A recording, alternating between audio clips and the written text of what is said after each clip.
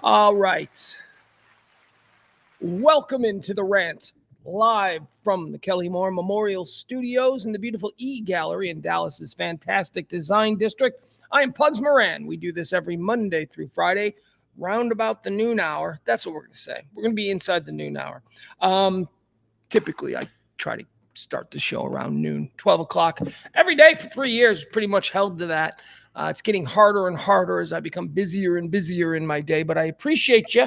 Appreciate you hanging out. Appreciate you being there whenever we do go live with all the day's news, events, trends, headlines. It's not a news show. This isn't a news show. If you don't know what this is, it's not a news show. What it is it's me just sitting here venting on all of the things that are happening in the world today. I wake up early. Today I woke up real early. I was up at 6 o'clock this morning. Dog's got the barfs. Dog's got the barfs. And I woke up to this. Ho, ho, ho, ho, ho, ho. And I'm like, oh my God, like from a dead sleep. Boom, I'm up and I'm looking at her and she's at the door and I sleep with my door closed because I don't want the monsters to come in. And she's at the door and she's going, ho, ho. And I'm like, okay. So, and she's 110 pounds, right? I can't just pick her up and run her down the stairs. So I open the door and she's doesn't really put two and two together where, you're supposed to puke outside. She's like, look, man, I'm going through something. I'm working this up. It's just going to go where it's going to go. And I'm like, no. So I start pushing her from the back. I have this little stick and I'm like hitting her in the butt to make her move. And she's going, arr, arr. Long story short, she made it. I ended up walking her. She never puked. She never puked. Unless, and I haven't really looked around. No, I know where she was. No, she didn't puke enough. So I don't know. I took her for her typical, she goes for a walk at 8:15. Because that's when we live across the street from a school. So that's when all the kids are done and she's not going crazy with the kids and the buses and all that. So 8:15 is typically when we take her for a walk. She got an early walk today and I was up, made my coffee. I've been up ever since. Had a meeting. So it was, I had a thing at 10:30. So I was up in what do they call that place right next to Dallas? Addison. That's right. Had a meeting earlier today up there. Maybe it was Farmers Branch. I don't know. But that's the reason for the delay in today's show. I do appreciate you indulging me. Holiday week. No show Thursday. Of course not. I've got to watch my Bears. It's going to be the Bears game on Thursday on Thanksgiving against the Detroit Lions. That's how some people say it, not me, but I thought I'd try and be inclusive. Thursday's game against the Detroit Lions is going to go one of two ways. It is either going to be an absolute explosion where the Detroit Lions decide they're going to show America exactly why they're going to win the Super Bowl this year. They're either going to do that and they're going to put up 50 again like they've been wont to do, or the Bears are going to beat them because Bears beat them twice last year. I know. The record only said they beat them once. They beat them twice. Don't kid yourself. They beat them twice. One time we blew them out. We beat them by a lot. which in my mind, it was a blowout. In reality, maybe 11 points, but that's surprising when you're the worst team in the league playing one of the best teams in the league. Anyway, my point is this. It's a division game. They play each other tough. I don't know what to expect. It's going to go one of two ways. Detroit blowout or a Bears win where they shock everyone. There you go. Cowboys games, Cowboys, Giants. That's going to be a Cowboy win. That's easy. That's easy pickings for the Cowboys. Thursday's going to be easy for them. The Giants are, good Lord. Do you remember how bad the New York Jets were? The Jets are still awful, but remember how rotten they were earlier in the season? And did you ever think the Jets would be the good team in town? Because they are. The Giants are awful. That's not saying much. They're both awful, but still, it's crazy. So the Cowboys are going to get a win. We're going to talk about Thanksgiving on today's show. It's what we do. We talk about all the things that people are talking about. It's talk radio. Talk radio the way talk radio is supposed to be done, without politics, without sports everywhere. Just people talking. You, me, not politics. We're not talking about the crazy 15% of people on the right or the crazy 15 on the left. It's us, the 70 in the middle, the normal people who just like to talk about shit.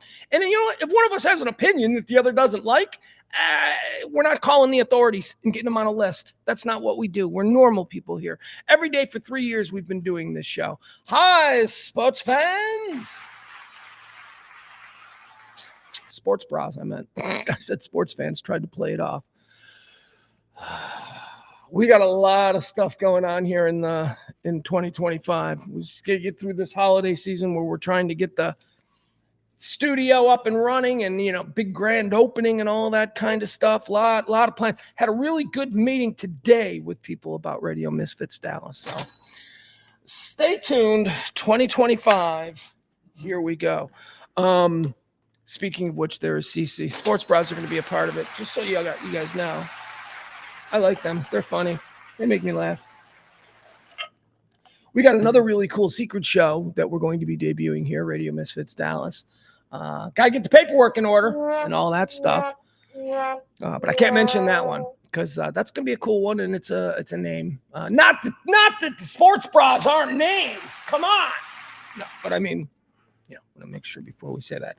So a whole lot coming here at Radio Misfits Dallas, radiomisfits.com. Of course, our parent company, your one-stop shop for all things podcasting. They got all kinds of fun stuff there.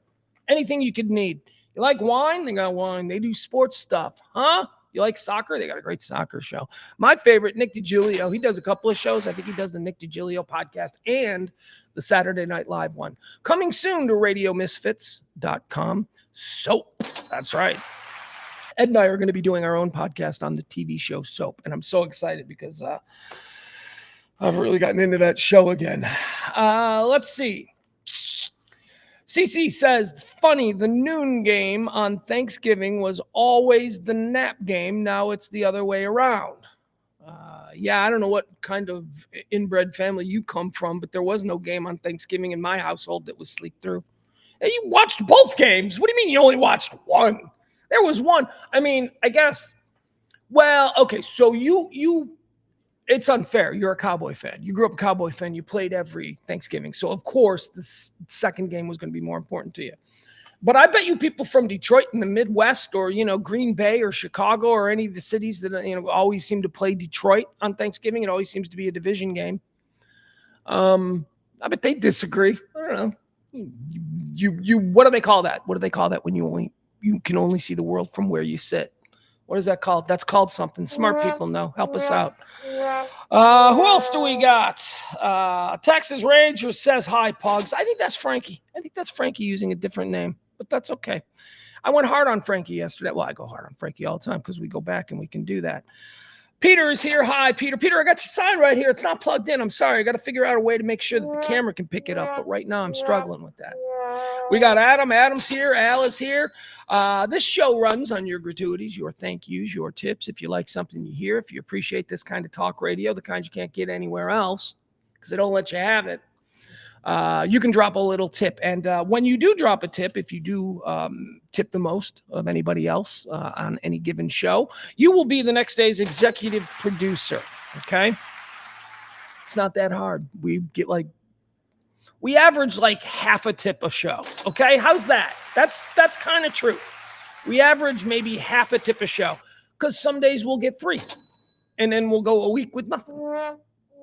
And then we'll get it comes out. So, you want to drop in, you'll get a chance to be the executive producer. Not that it's any great thing. Doesn't come with any cool toys or anything, just my ongoing appreciation. Kimberly is today's executive producer. Thank you so much. If you want to be tomorrow's executive producer, thank you, Kimberly. All you got to do, drop a little something, like I just said. And if you drop something, you'll probably be the guy.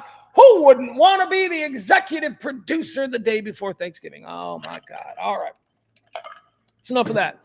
Show plays out in 4 quarters, and it's performed in a stream of consciousness. That's me. I just start talking. I got no filter. I got no governor. I got nobody else to talk to except you. I'll one way, or I guess it's sort of 2-way. I will interact with y'all in the chat room, but that's about it. Everything else is just, what am I thinking now? Say it. We do the show in 4 quarters, thus to sort of keep myself hemmed in, if you will, so I don't go spinning off into all kinds of stupid shit. First quarter, we call it antecedently on this day. It's just a look back at the day's events from history.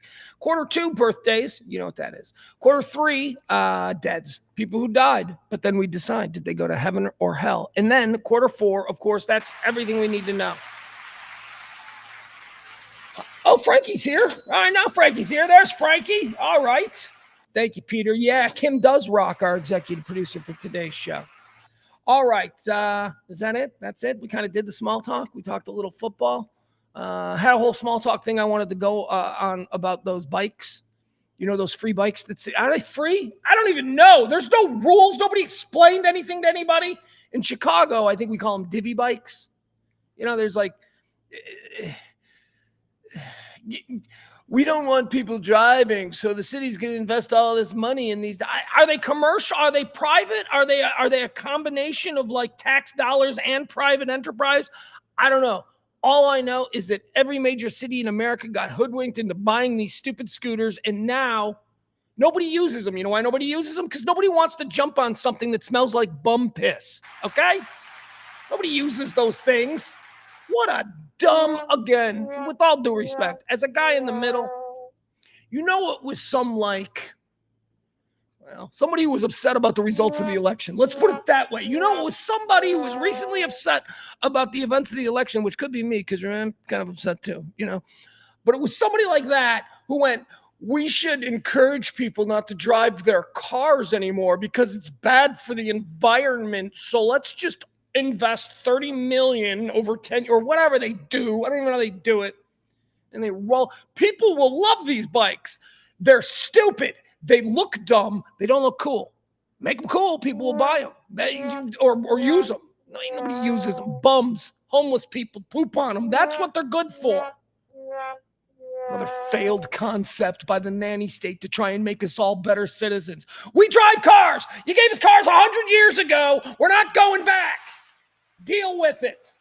You want to make them electric? Okay, that's fine. There's a compromise. Now we're on to something. But we ain't riding no bum piss bikes.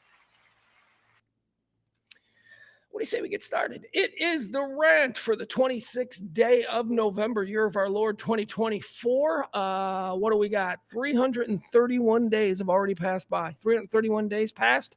35 days remain until the end of the year. Happy New Year's. Let's do quarter one. We call it antecedently on this day. Antecedently on this day. Why did I say it twice? I don't know, because I was burping. Let's see here. Adam Rain is in the chat room talking shit. He says, well, personally, I enjoy and champion bum piss. Okay, what? Hey, man, to each his own. God love you, Adam. To each his own. Not for me. See, now we're having a discourse that America can be proud of. He goes on to say, I didn't step foot in one car my entire 6 days in Chicago. I used the bus, divvy, walking, and the L. Well, yeah, you can do. I mean, a lot of people in Chicago don't even have cars. I think there's a guy in the chat room above you right now who currently doesn't have a car. I mean, most people, he lives in like a cool-ass penthouse apartment and doesn't really need it because he can, Uber or whatever. Some divvy bikes are electric bikes, says Adam. Electric bikes, that's like a whole thing now, man. The neighborhood I live in, every kid has an electric bike. And that's a cute way of branding them. Hey, Mom, it's just an electric bike. It's good for the environment, and it's a bike. No, it's not. They're motorcycles. There are kids on electric motorcycles whizzing all around my neighborhood, and these things are like $1,000. These things are, I know, because I know a dude. Okay, stop protecting him. E's got like 5 electric bikes, and E's son, who is, 10 or 11 years, he's got a bike that looks like something that Evel Knievel would have jumped beer trucks in. It is the coolest electric bike, and it is black, and it's tough, and it looks like something out of Mad Max, and it's got a motor, or well, I guess, what are they, a generator? And it's an electric bike. Electric bikes, man, they're kind of cool. Although, I'm telling you, the kids in my neighborhood, do you remember when we used to pedal our bikes? Do you remember when we were pedaling down the roads? Do you remember when you were a kid and you were pedaling your bike and you going as fast as you could and you were booking? And then you got to a point where you were just like, man, I need to back off this right now because I'm getting a little unstable. And when the bike starts going like that, you're going nuts. These kids on these electric bikes are doing that speed every time without any, just whizzing by. I'm like, that's a fucking motorcycle, man. And that's a 9-year-old on it. It's crazy. Adam says, I own an electric bike, but it's literally just a pedal assist. I can use it on full battery power, but only goes 10 miles or so and tops out at 20. Yeah, that ain't these electric bikes. These kids' electric bikes are nuts. All right, what do you say we get started? Antecedently on this day, here we go. These are some events that have helped shape our understanding of what this day has represented in the past. Antecedently on this day, in the year 1778, the Hawaiian Islands. Captain James Cook becomes the first European to visit Maui. We're just going to move on. I can't believe I shit the bed on that one. How did I say visit Maui? That's antecedently on this day in 1789, a National Thanksgiving Day is observed in the United States as proclaimed by President George Washington at the request of Congress. Congress said, George, we're all pretty thankful things worked out the way they did. And we were wondering if maybe you could make some kind of national declaration. And I don't know, man, maybe we could all sit down and eat ham. I'm sure they didn't have all the bugs worked out. I'm sure like over the years, things got added. Like that Pilgrim story, I'm sure is bullshit. You know, the Pilgrims, we sat down with that. Oh my God, it just reeks of mythology. There's no way that's true. George Washington on this day. See, the origin of Thanksgiving is this day. George Washington going, all right, it wasn't like pilgrims and Indians and maize. Stories. Just all like children. Once I was a child and I thought as childs do. What is that saying? And then I became a man and I still think as a child. Whatever, I don't know. Antecedently on this day in the year 1863, President Abraham Lincoln proclaims November the 26th as the National Thanksgiving Day to be celebrated annually on the final Thursday of November. And then it goes into the whole, Roosevelt like changed it. Like Lincoln was like, it's going to be the last Thursday. And it was that way for like, I don't know, 50, 60 years. And then Roosevelt gets in and Roosevelt is like, we're going to do a new thing. We're going to move it back a week. It was because he was trying to stimulate the economy. He wanted an extra week of Christmas shopping. Pretty smart. Don't know if it worked, but they ended up moving it back. Antecedently on this day, 1917, the National Hockey League is formed. With the okay, so the original. This is gonna hurt some Blackhawks fans because you're not included, but this is what the national original 6. Yeah, well, apparently the National Hockey League only recognizes 5. Okay, so if the Blackhawks were added to this, it wasn't on day one. I'm injuring myself. As a Blackhawk guy. The National Hockey League is formed on this day with the Montreal Canadiens, Montreal Wanderers, the Ottawa Senators, the Quebec Bulldogs, and the Toronto Arenas. I don't see any Bruins. I don't see any. Is there Maple Leafs? No. I see Canadians. I don't know. I don't know enough about that history. I walk into enough bars in Chicago that claim the Blackhawks are original 6. Here we go. 1917. They ain't mentioned. Okay? They ain't mentioned. Antecedently on this day in 1942, Casablanca, the movie starring Humphrey Bogart and Ingrid Bergman, premieres in New York City. Okay. Casablanca. Ready for this? I don't. Maybe you too. I don't know. But just from me, because you think like I watch everything, I see everything. Never saw Casablanca. Don't need to. I feel like it's so pervasive in the popular culture of the era I grew up in. I mean, I think I saw a Woody Allen movie that was like a full-on parody of it, but I didn't actually see it. You know why? You want to know why? Here's the one. I'll tell you why. Humphrey Bogart gave me the creeps. Look, there's a lot of icons in this country that I think are not deserving of icon status. Okay, so Cane Mutiny is a great movie. Strawberries, great movie, right? And okay, so that's the Bogart. That's the only Bogart. Every other time I've seen Bogart in a movie, I've been like, this guy can't act. This guy is not a good actor. By today's standards, Humphrey Bogart is not a good actor. Well, Pugs, it was different. Okay, it was different. So, but I am, for the sake of this argument, I'm acknowledging that it's different. I'm glad that you do as well. I am saying that it's different in that people today can act better. than they did back then. Yeah, you're still going to pretend Humphrey Bogart is like this great thing. Never saw Casablanca. Number 1. Number 2, what is it? The rankings of the greatest films ever made. Never saw it. Number 3. Number 4, it's top 5, right? Top 5 is always some combination of Citizen Kane, Godfather, Casablanca, Gone with the Wind, Treasure of the Sierra Madre, Maltese. I don't know what else. Aren't those all Bogart films? All right. Where's Goonies come in? That's when I get interested in that list. Where does Goonies clock? 27? All right, I'm interested now. Antecedently on this day, year of our Lord, 1977, an unidentified hijacker named Vrillon. All right, let me start this over.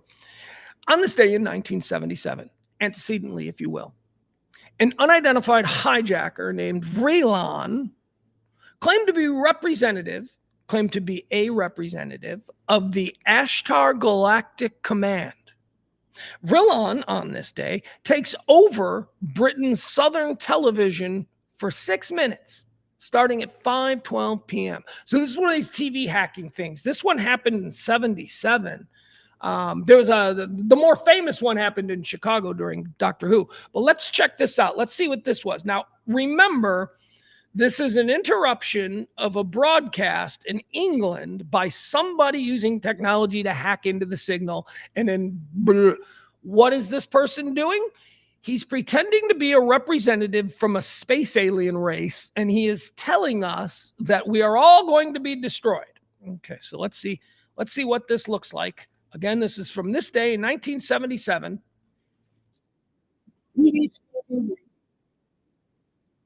Oh, no, I'm sorry, not BBC. Easy enough. Hold on, let's check this out. All right, here we go. Again, this isn't BBC. This is like British Southern whatever. Who cares? Doesn't matter. Don't get bogged down, asshole. Here we go. Nationalist leader Bishop Abel Muzorewa has accepted Mr. Smith's offer to negotiate an internal settlement based on one man, one vote. But, he says, there are conditions. These include stopping the execution of all captured prisoners of war, allowing Europe to take part in negotiations, being arrested. In Australia, Mr. Kerry Packer's cricketers are still pleading about yesterday's High Court decision, which lifts the ban on them playing in Test matches. This is the voice of Brahma, representative of the Ashtar Galactic Command, speaking to you.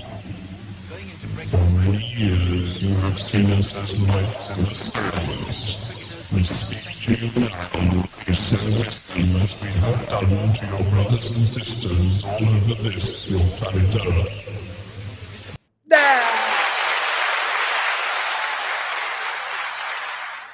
We're good. We're good. We don't need any. That was really loud. Sorry about that. Okay, so first of all, if you are a representative, did you guys just hear that? Play that back. If you're on YouTube or whatever, you play it. But that was like, I was like, if you are a representative, it was like a representative from a galactic.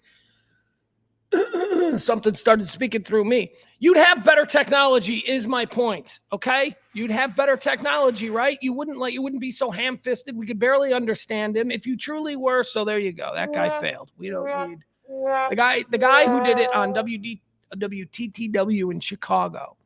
Or 87, I think it was. He broke in during Doctor Who, and he was Max Headroom, and he was name checking local celebrities, and he was doing S&M bondage, and he was getting hit in the butt. It was awesome. It was the way these things should be done.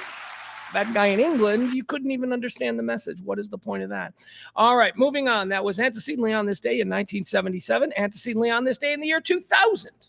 George W. Bush is certified the winner of the Florida election by Katherine Harris. He would go on to win the United States presidential election despite losing his popular vote. Yeah, but remember, it wasn't over here. This isn't when this ushered in after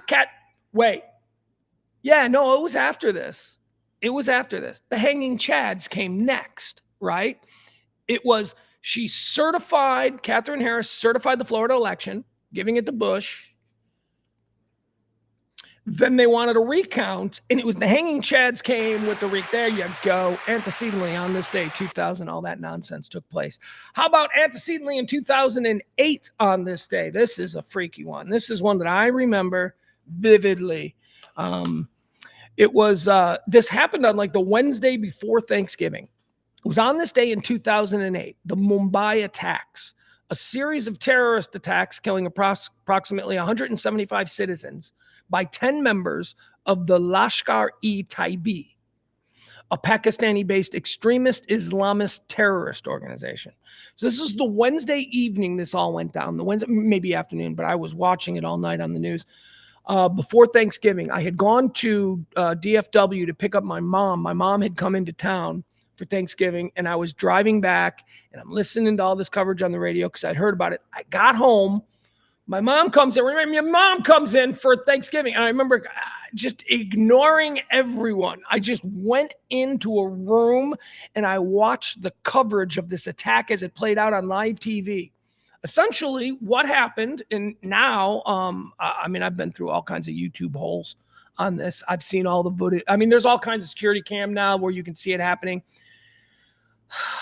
10 dudes took down and paralyzed an entire major city by attacking it at the same time in different places. They came into the port on rubber boats.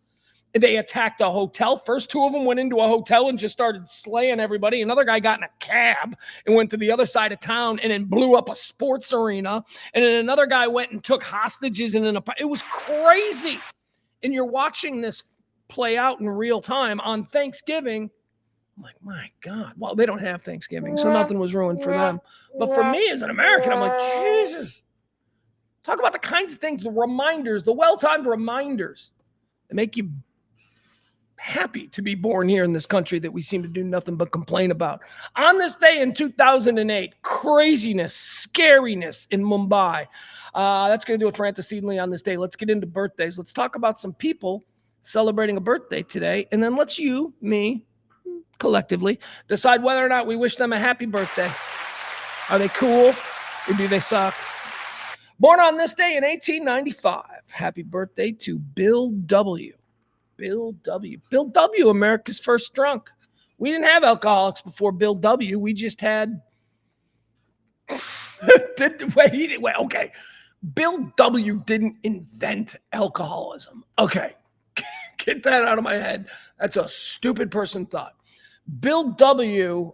Formed Alcoholics Anonymous. But Bill W. is listed here.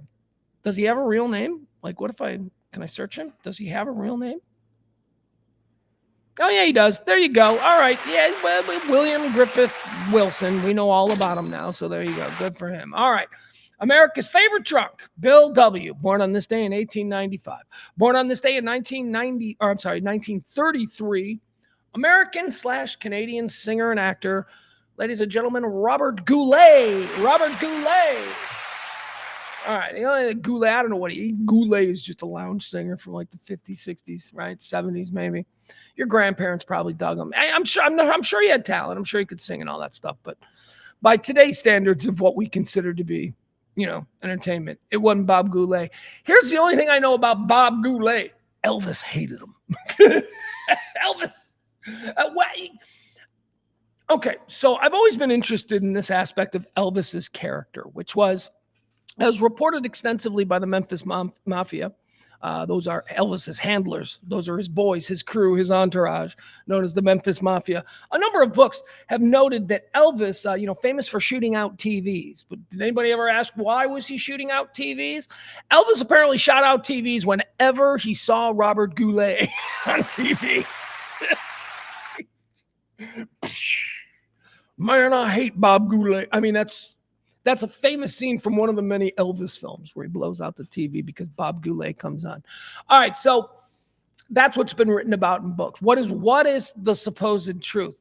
Well, Bob Goulet himself, when asked over the years, why did Elvis hate you so much? Bob Goulet has always been stumped by this. He was always like, I thought Elvis and I were friends. I don't know. We were actually pretty good friends. We traveled together, and our our girlfriends were friends. And so whether or not it was specifically Bob Goulet, we don't know. But that is a fun pop culture myth that took up steam. Members of the Memphis Mafia, Red, what was his name? I heard it in that interview he did. What, Red, something, I don't know, one of, Red West, Elvis's best friend. Okay, so his guy, Sonny Red, man, bring the car around, get the girls. You know, that was Sonny Red. Red West also said that Elvis liked Robert Goulet and that it wasn't so much Robert Goulet on television as Elvis just liked shooting televisions. So there you have it. Robert Goulet, born on this day in 1933, born on this day in 1938. Here's another one of these guys from back then, a Gen X guy who we all saw. He was a superstar. When I was 8 years old, dude was a superstar.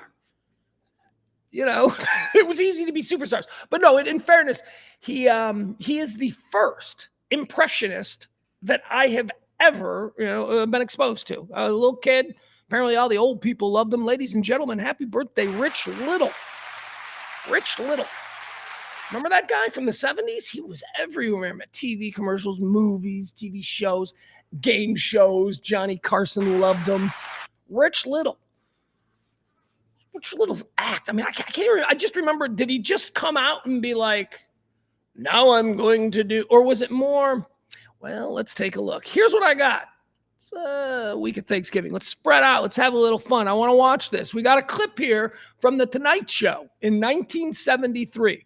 Let's all of us sit here and watch Rich Little on The Tonight Show from 1973 and try and figure out if we like him or not. I don't remember.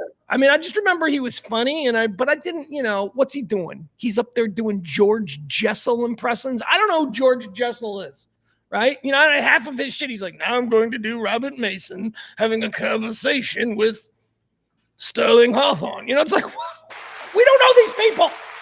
These people died in the 30s, man. Why are you doing imitations of them? Anyway, let's check this out.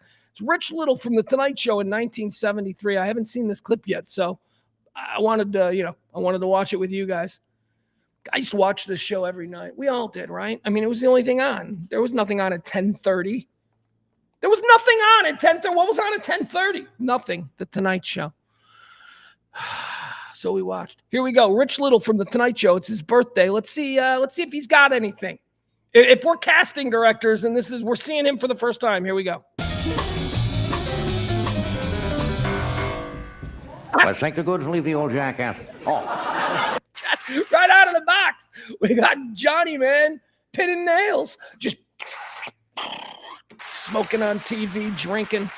Let's check out Johnny's outfit. Johnny, what kind of amazing handsome? What's going on with that? Could we pull off today that shirt and tie? I think we could. I think somebody, well, if you're handsome, let's be honest. If you're handsome, you can pull anything off. But all right, let's go. I like the fashions. Now cut that out. Anyway, Rich will kill me. I'm doing his act before he gets out here, like I could do his act. He's probably truly the best impressionist and one of the best sense of humor in our business. He will be appearing in Peoria on the 14th. I suppose that's Peoria, Illinois. I did want to mention, make a story. So like a year, man, it was probably 2 years ago because we were still over. Okay, so we were, I was showing my kid clips of Johnny. Oh, no, I know when it was. It was when he discovered Conan O'Brien. He became a huge Conan O'Brien overnight, and I was so proud. And I was like, dude, that's cool. What do you like about him? He's like, he's got the most unique sense of humor. I go, thank you for recognizing it. That's it, right? Conan, there's something different going on there. And you either connect with it and think he's the funniest person on the planet, or you're like, that guy's stupid. It's either one. But I connected with Conan, and then my kid, he's like, man, Conan's funny. I go, yeah, I know he is. So it was after that I showed him Letterman, and he thought Letterman was funny. We were watching a whole bunch of stuff like his Velcro Man and Alka-Seltzer thing. And I'm like, see, all of those YouTube kids, it all started before. And he's like, oh, that's interesting. I showed him Carson. I showed my kids some clips of Carson. Unfortunately, I showed him Karnak. Because I'm like, okay, so I got to show Johnny Carson. I showed my 14-year-old in 2023, Johnny Carson Karnak, and asked him to review it. And he's like, Dad, that guy sucks. And I'm like, oh, man. Anyway, let's continue. Here we go. Rich Little. It's his birthday on the Tonight Show. We're watching. Is it not? And in Pine Knob, do you know where Pine Knob is? Yes, I do. Where? Pine Knob is right on the Whoa! Okay. All right. So apparently Ed McMahon was off sleeping it off somewhere on this episode. So they got to have Doc Severinsen, the leader of the band. He's got to come sit there. Can we make mention of Doc Severinsen's outfit? Okay. I just want to make something perfectly clear. Okay, let's make this perfect. That's crazy. We look at that outfit in 2024 and we go, man, the 70s were nuts, man. Look at him. No, man. No, look, the 70s were nuts. But Doc Severinsen, that was weird for 1973, okay? Doc Severinsen's whole bit was that he dressed weird. Doc does not represent the average person on the street. So he's always been a little bit weird. outskirts of Detroit. You're right. Pine Knob, Michigan, from the 17th to the 21st. Would you welcome, please, our good friend, Rich Little.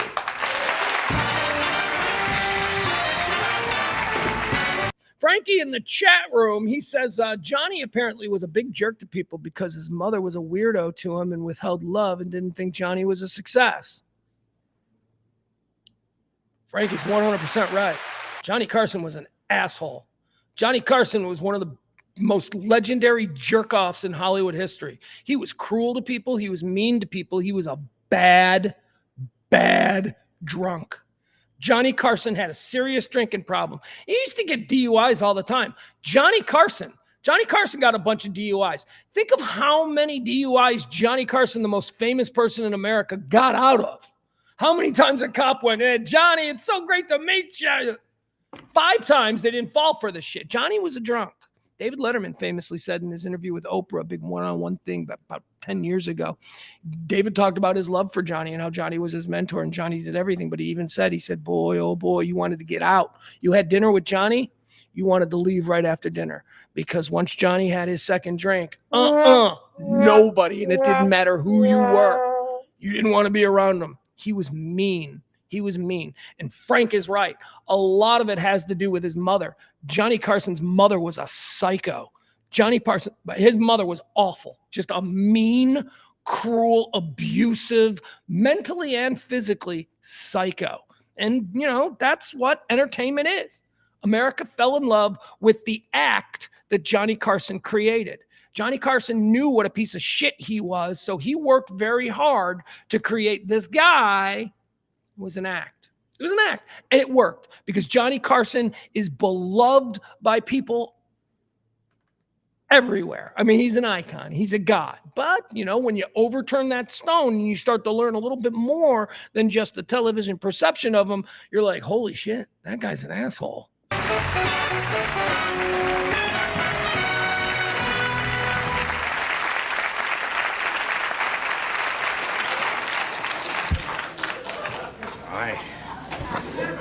I tried to run the Tonight Show properly, but they fought me at every turn. And Johnny wants to run around doing lousy impressions of me. Take Doc's outfit. Defective equipment, no more, no less. They encouraged the crew to scoff at Tommy Newsom and tell him he had a great personality. I don't have a clue what is he doing here? Is that how he really talks? Is he doing? Okay, obviously. I know it's Bogart, but my God. Was Bogart still relevant in 1973? You know? I mean, this guy's out here doing Bogart. He should be doing David Crosby. He should be doing John Lennon. You know, he's out here doing Bogart.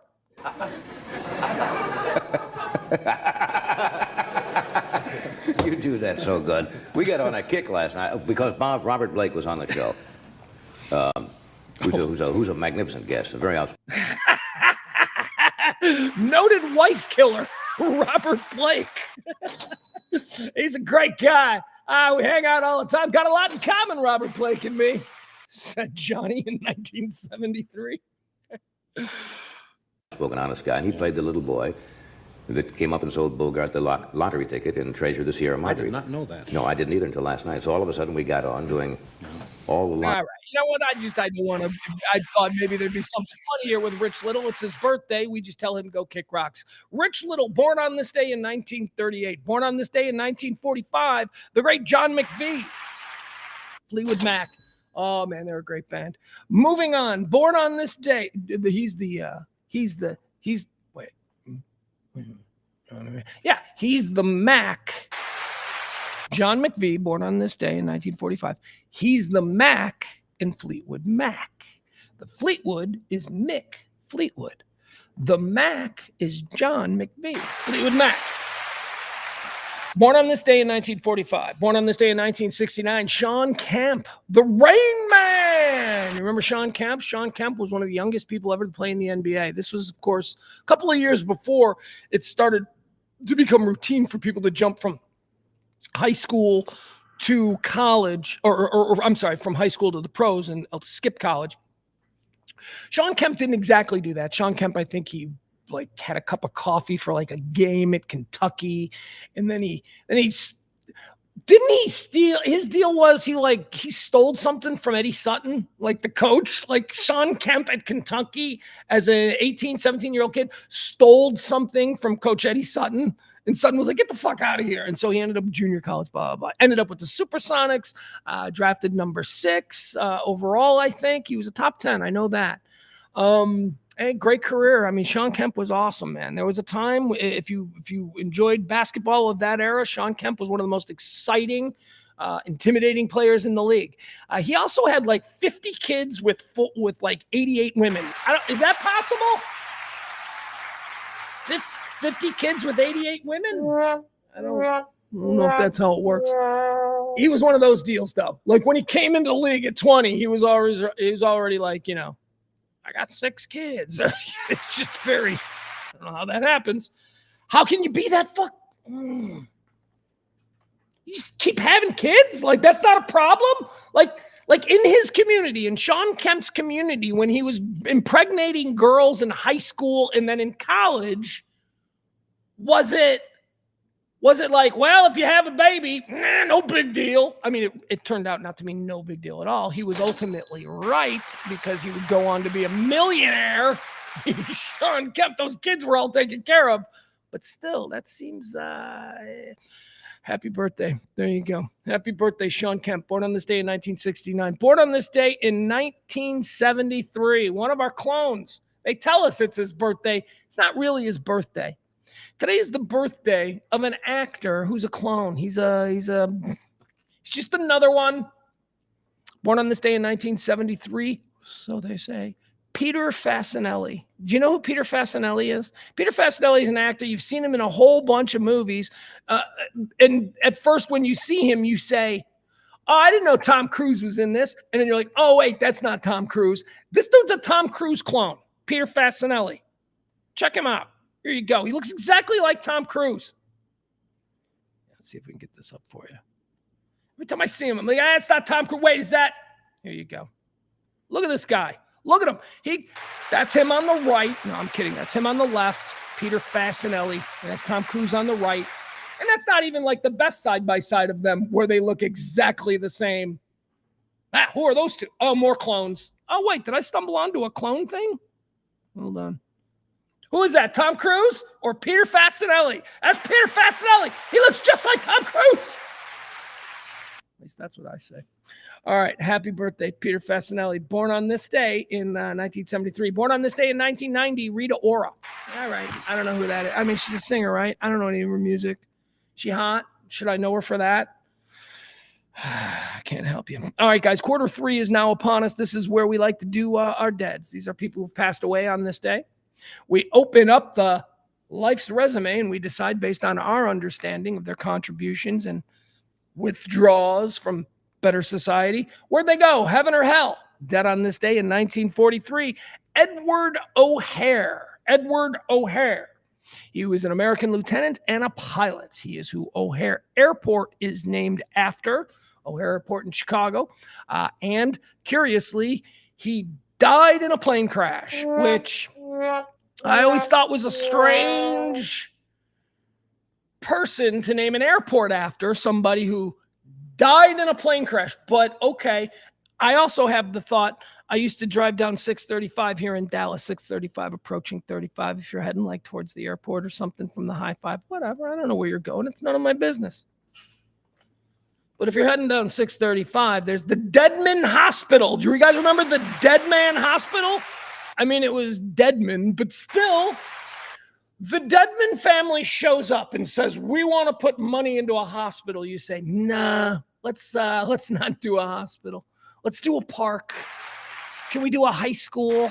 Deadman High School? I don't even like that, to be honest. That's just bad vibes. Where are we going to put O'Hare? He died in an airplane crash. So, and no, wait, he's a war hero. We're putting him in heaven because American flag and whatnot. He's a war hero. We're putting him in heaven. Dead on this day in 2021, Stephen Sondheim.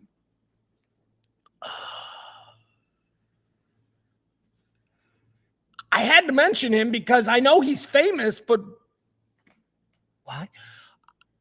Sometimes I get Stephen Sondheim confused with Steven Soderbergh. And I'm like, wait, which one does the stuff I hate and which one does the stuff I like? Because one of them does stuff I like and one of them does stuff I hate. Turns out Soderbergh does the stuff I like. He's a filmmaker. And this guy, Stephen Sondheim, he makes like fruity musicals. Right? And did he do Cats? I don't know what he did. He's one of these Andrew Lloyd Webber types. Do I have this correctly? I mean, look, the whole reason I know nothing about him is because he excels in an area that I have zero interest in. So that's going to do it, folks. We're putting him in hell because he doesn't interest me. Wow, really? That's why I'm putting him in hell? I'm a damaged, broken man.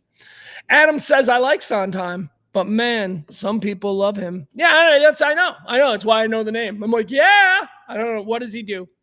What fruity, awful musical. You know, I hate all musicals. I refuse to watch them. All right. Musicals. Strangely enough, I really liked La La Land. I really did. I thought that was a pretty entertaining movie. I think I ate it on I think it was like one of the first time I had like real legal edibles back when they first legalized them in Illinois about 5 years ago. I think that's when I first saw La La Land. And I remember really liking it. I remember just being like, yeah, okay, more music. I usually don't like this, but I like that one. Saw Grease as a kid. But, I'm the guy who, I like the dialogue in Grease. They start dancing on cars, and I'm like, oh, God. Can we just... I used to love the Drew Carey show, except for like twice a year when they do, it's our musical show. I'm like, no, don't want that, Drew Carey. I just don't like musicals. I don't even know anything Sondheim has done. Marty says, if he's responsible for Cats... we should put him in hell. I don't think so. I think that's Lloyd Webber. I think Webber is, I don't know what Sondheim does. Phantom of the Opera? That's probably Lloyd Webber too. Maybe Sondheim does stuff I like. Maybe Sondheim isn't even it's musicals, right? Because I'm like, well, no, wait a second. Hold on. Maybe he does plays. Because I do like plays. Sam Shepard all the way. David Mamet. Let's go. But musicals, nah. I don't want to do anything with that. No, thank you. All right, Stephen Sondheim, I'm putting him in hell because he doesn't interest me. Isn't that fun? All right, let's get into everything that we need to do today, all the stuff you need to know, the hot topics, the current events, the trends, all of that good stuff. One more time, I'd like to thank our executive producer of today's show, the lovely and talented Kimberly. Thank you so much, Kimberly. You are the best. You are the best. I'm not going to say it. Never mind. Writing a musical. I just decided in the last 45 seconds that, and I'm writing a musical about Kimberly. Cece can't stand me. Nobody can name one fucking Sondheim. It's like I put these things out there. I launch them like balloons. Hey, does anybody know anything Sondheim did? I did it like 5 minutes, and then I fill, blah, blah, blah, hoping that somebody goes, oh, I'm going to help Pugs out, and I'm going to name one fucking Sondheim thing. But no, too late.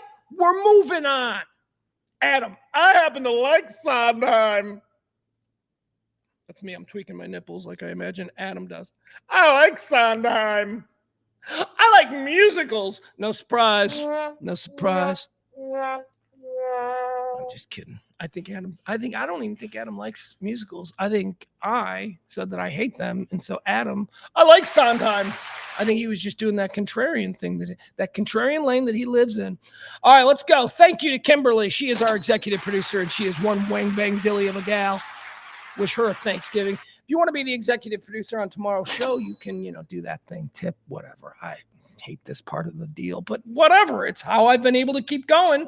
Can't believe we've kept this show on the air. Can't believe it. You sons of bitches, you're nothing but enablers. I should be doing other things. I should be working in a coal mine. I should be going downtown. I should be working in a coal mine. All right, let's talk about all of the day's news. Top story. What is the top story? Israel. Did we get anything new on Israel? Hold on.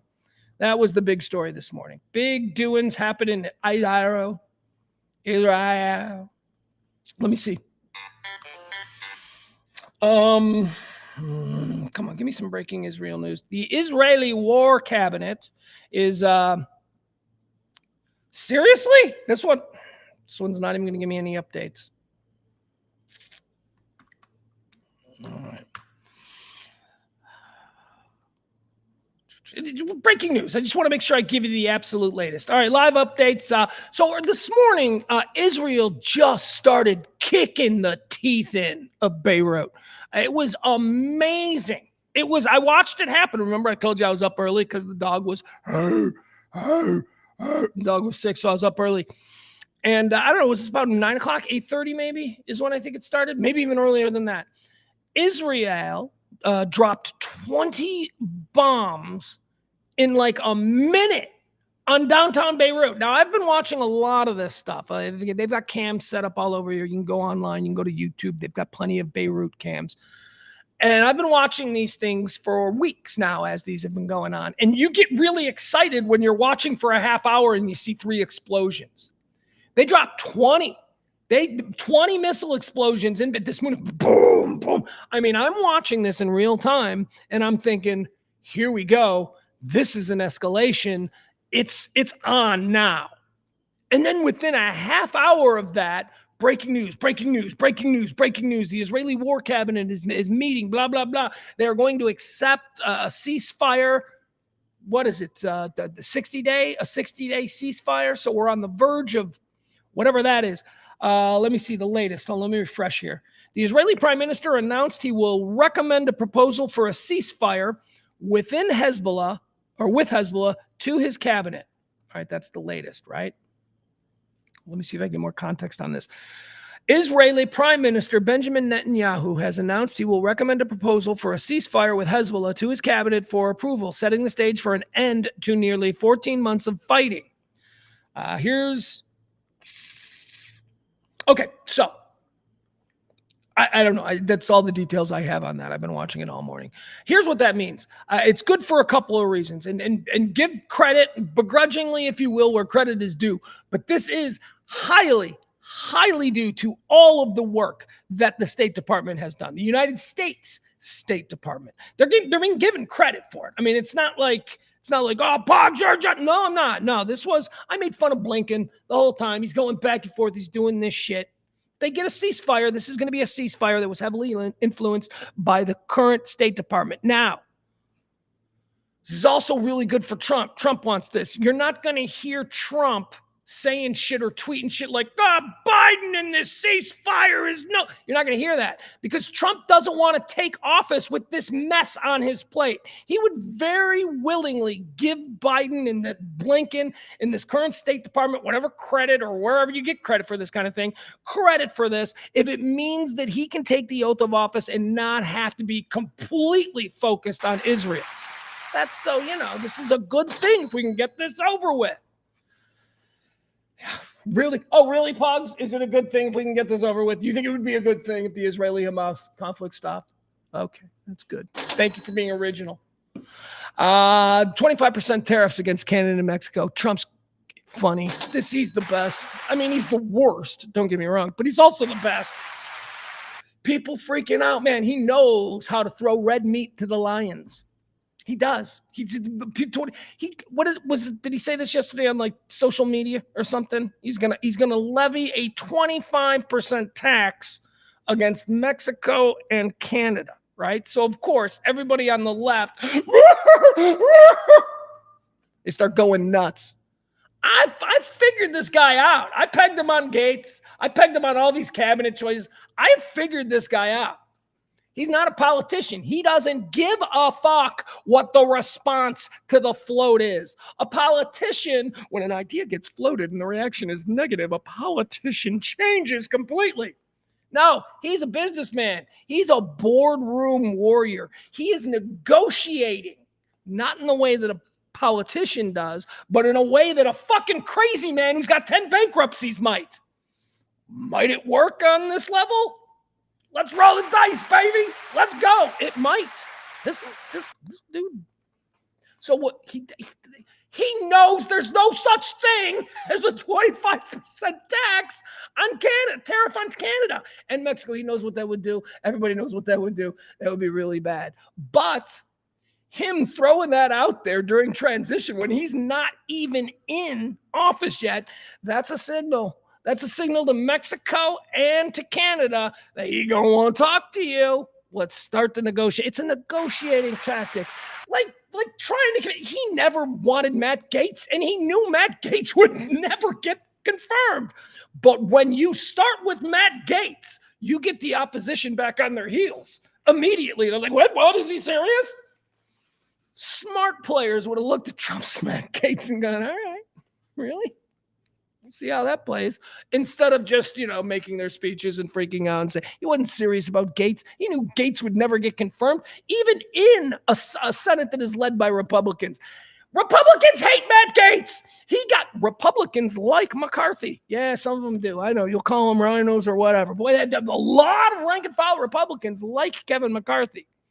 Matt Gaetz was not going to get approved by a Republican Senate. And Trump knew this, but you start the negotiating. He's a businessman. He's a crazy fucking businessman. We've never had this. Honestly, we've never had this. We're going to see a different Trump this term as far as doing those kinds of things than we did the first time, because the first time he was solely focused on getting reelected and maintaining his base, keeping his base stoked up, keeping crazy shit. Now he's got 4 years to do whatever the hell he wants. I do not believe that all the crazy stuff and that he was, I love these people. These are my people. I mean, that's all bullshit. Those people that he loves so much are people that he used to have physically removed from the lobby of his hotels. This is not. Normal people were not allowed to just rummage through the Trump hotels. I don't know if you know this. They were very strict with security. The same went for Trump Tower in New York before he became a presidential candidate. You couldn't just walk in off the street and loiter around there and take pictures. They would kick your ass out because Trump's image was always elite. It was always the best. Didn't want some tourist hillbilly in a fucking ball cap wandering around the lobby of his Taj Mahal in Atlantic City, not spending any money. That dude would be booted. So I think that all of that shit that we've seen from Trump, all the stuff that, all the worst people on the 15, the 15% on the right, all the things that appealed to that crazy, I don't think that's really him. I really don't. I don't think he's a particularly good person, but I don't think he's that person. And quite frankly, man, I'm watching what's happening here in the transition, and I am not freaking out. I'm like, let's go. Let's see what he can do. Because there is an awful lot of bullshit in this country. And we've got a couple of things that we'll talk about coming up. And I say all this, and I hope you understand, and I hope some of you who are Trump people, I hope you recognize that I am somebody who hates Trump, who thinks that he's a criminal, right? But I'm saying this stuff because I'm a moderate, because I'm not a crazy person, because I'm not, America's going to fall. Stop it. Stop it. We're going to make it. We've survived.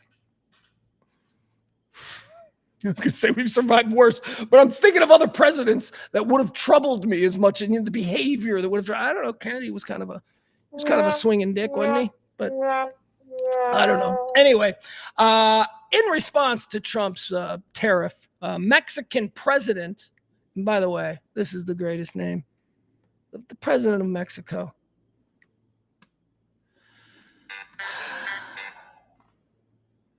President of Mexico's name is Claudia Sheinbaum. What? Claudia Sheinbaum? Claudia Sheinbaum sounds like a New York therapist. Said Claudia Sheinbaum. She doesn't sound like Claudia Sheinbaum? The Mexican people elected a Sheinbaum. It's not just that she's a woman, she's Jewish, and she doesn't sound like she's ever been to Mexico. That's the president of Mexico. Mexican President Claudia Sheinbaum says Mexico could retaliate with tariffs of its own after President-elect Donald Trump threatened to impose a 25% tariff on Mexican goods if the country doesn't stop the flow of drugs and migrants across the border. Okay, so that's what you're saying to Mexico. 25% tariffs if you don't stop with the drugs and migrants. What are we saying to Canada? What's the reason for the 25% for Canada? Hey, 25% tariffs if you don't stop sending us your comedians and bad, heavy, skunky beer. Let's talk about Russia because we got things going on in Russia as well. Russia.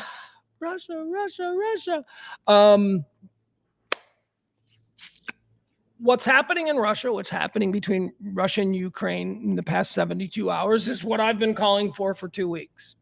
I want the European countries to get involved. Before anybody starts talking about, American soldiers under a NATO flag going over to the Ukraine, I want to see those people.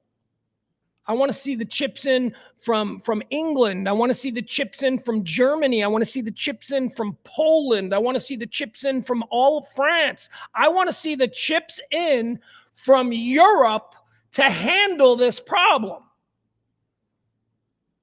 You want toys? Fine. We're friends with France and NATO. You can use you do that. I don't want any Americans going on over there. I don't want any Americans going on over there until Paris gets nuked. If Paris gets nuked, okay, now we got to get involved. But we're starting to see it. British soldiers, French troops, and the Strato Fortress bomber from the UK fleets are now buzzing Russia in a show of force as NATO chief warns Europe to brace for total war with Putin. NATO chief, brace for total war with Putin. Let's get involved, Europe.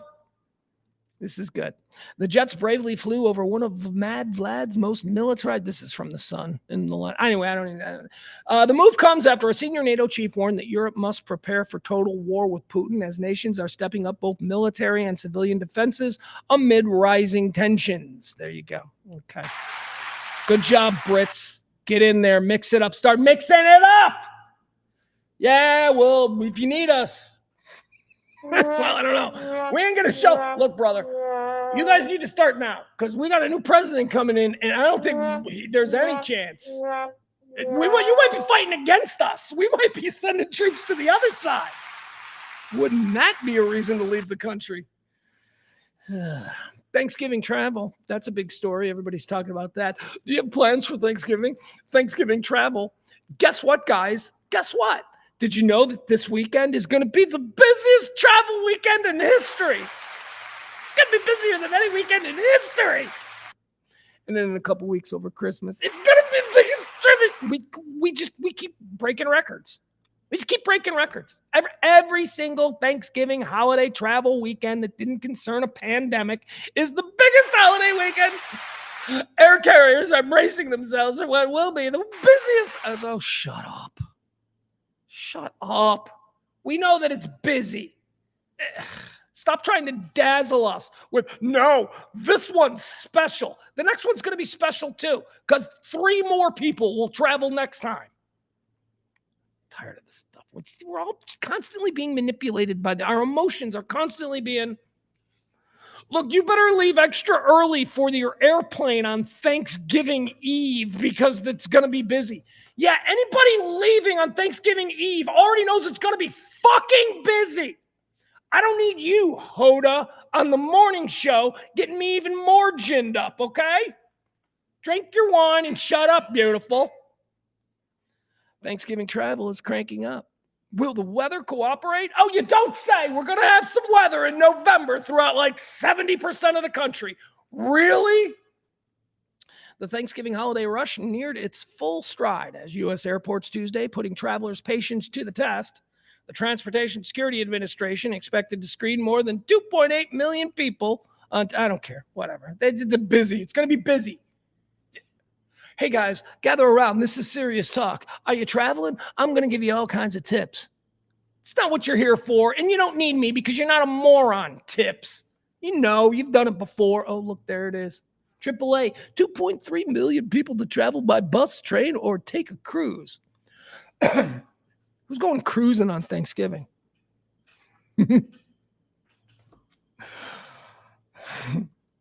I had a gay uncle joke there that I almost went with, but I decided, nah. And also, if I'm being truthful, I couldn't word it properly to get it out. But the premise, who's going cruising on Thanksgiving? Your gay uncle. See, there's more that needs to be worked into that. But, oh, fudge. I got to talk about this now. Oh, my God. Okay, we need to bring this up because we talked about it last week. And April put this on my plate. I had fallen off this story because there had been absolutely no news. A couple of weeks ago, I brought you the story of Hana Kobayashi, the Hawaiian girl, beautiful girl, who was going to visit her aunt in New York City. So she flew from Hawaii to LAX. She got off the plane at LAX. Video show her getting off the plane, and then she disappeared. She went missing. I also told you about how it was a weird situation because her boyfriend, her ex-boyfriend, was also on the plane where she was last seen. However, that boyfriend, he just continued on to New York. They had bought the trip together. You see, they were a couple, and then they broke up, and they both decided to go. So there was some speculation that she didn't know that her boyfriend was still going to be using the ticket. And when she got on the plane in Hawaii and saw him there, that she may have had some kind of a breakdown, and as soon as the plane landed, she got off. And that's speculation. But at any rate, she went missing. She supposedly texted her sister and mother, and they both said it didn't sound like her.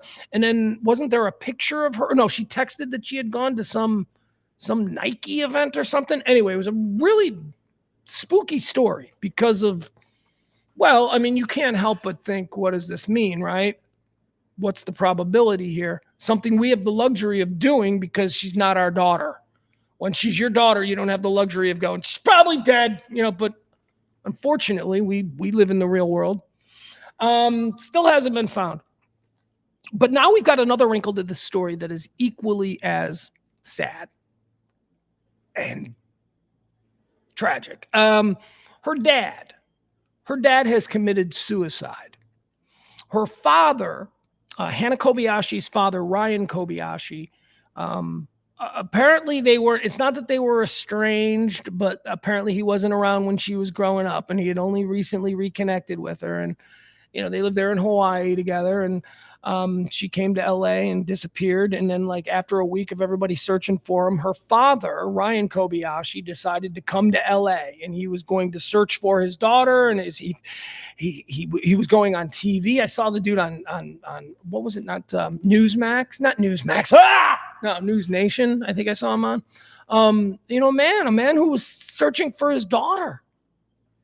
Sad, right? You've got empathy. You're like, come on, man, don't give up. And he's like, I'm not going to give up. I lost too many years when she was young. And he's like, I'm going to find her. Well, he killed himself after a week in LA looking for his missing daughter. I think it's probably clear that he had come to a determination in his head and decided that he didn't want to go on. So incredibly sad story. Still no word, no news, no nothing. Hana Kobayashi still missing. And now her father is dead. Okay, that's very sad. So let's move on. See, we can try and be well-rounded on this show. I can be performatively rageful when needed. And I think we can bring it down. We can bring it down to an all-skate couples only if we need to, like we just did there. Okay, so I want to talk about this. This is a good one. Is everybody gathered? Let me look at the people I have in the chat room here. Jesus, what is going on? Why do we have such a small chat room today? You people are not sharing. You like one person shares like every 3 days. You know what I'm saying? I'll see it and I'll be like, oh, that's nice. Come on, man. Help the goddamn show out. Like, follow, subscribe, do all that stuff. See what I mean? That was an example of performative ragefulness. On a dime, I can do that. I'm good. I can also bring it down and keep it in check. Why? Therapy. Very good control of my emotions. Ah. All right, divorce. Let's talk about divorce. This is an interesting story. I mean, look, the divorce is something that I am familiar with. I had 2 divorces. Neither of them were particularly bad. They were both kind of nice. I think I'm a good guy. I think I have good relationships with both of my ex-wives. They're both incredibly lovely women. I love them both and always will. But things go wrong. Things go wrong in a marriage. My divorces were not bad. I didn't make them bad. Nobody made them bad. If I always looked at it like this, if you marry a good person to start and they know that you're a good person, you guys can work it out. It's when you marry an asshole or it's when you marry a bitch, that's when you ought to start being worried because your kid, you created another person with that genetic code, So, I always look for people who have divorces that are like, man, you know what? We used to love each other, but this is just not working. And maybe you have kids, maybe you don't. I know it's different if there's a betrayal, but again, if there's a betrayal to a level that leads to this kind of thing, then I'd say then you married probably not a good person. Because in neither of my relationships that ended, it wasn't because of betrayal or it wasn't because of, cheating would be betrayal. It wasn't because of any of that stuff. It was other things. It was, can we be honest? It was me. I'm kind of a moody guy. I'm kind of, all up in my depression and not all the time fun to be with and would just kind of like to be left alone for months at a time. You live here with me? Leave me alone. It's not good, but I know who I am. So I know that I will never have to deal with divorce again. That is not to say that I will never be in a long-term committed relationship because I look forward to having any number of those.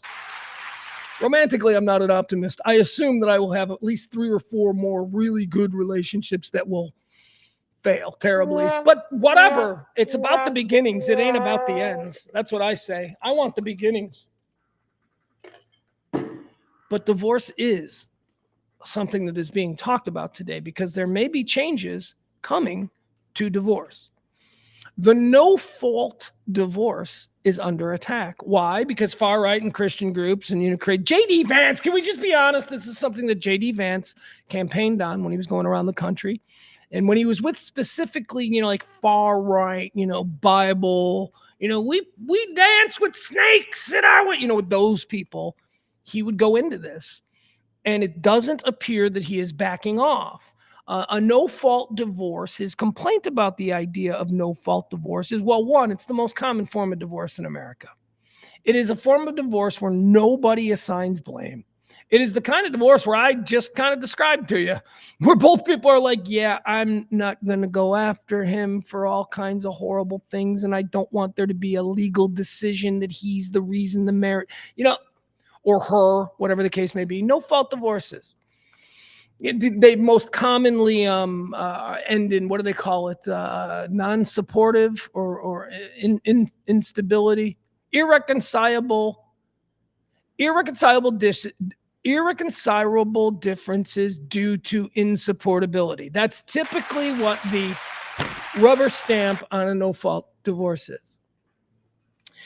J.D. Vance wants to get rid of it. Or at least that's what he's been saying. And he wants to get rid of it because he doesn't want it to be so easy to get out of a divorce or to get out of a marriage. He doesn't want it. It's just so. No-fault divorces are essentially. Let me read this to you because I don't want to.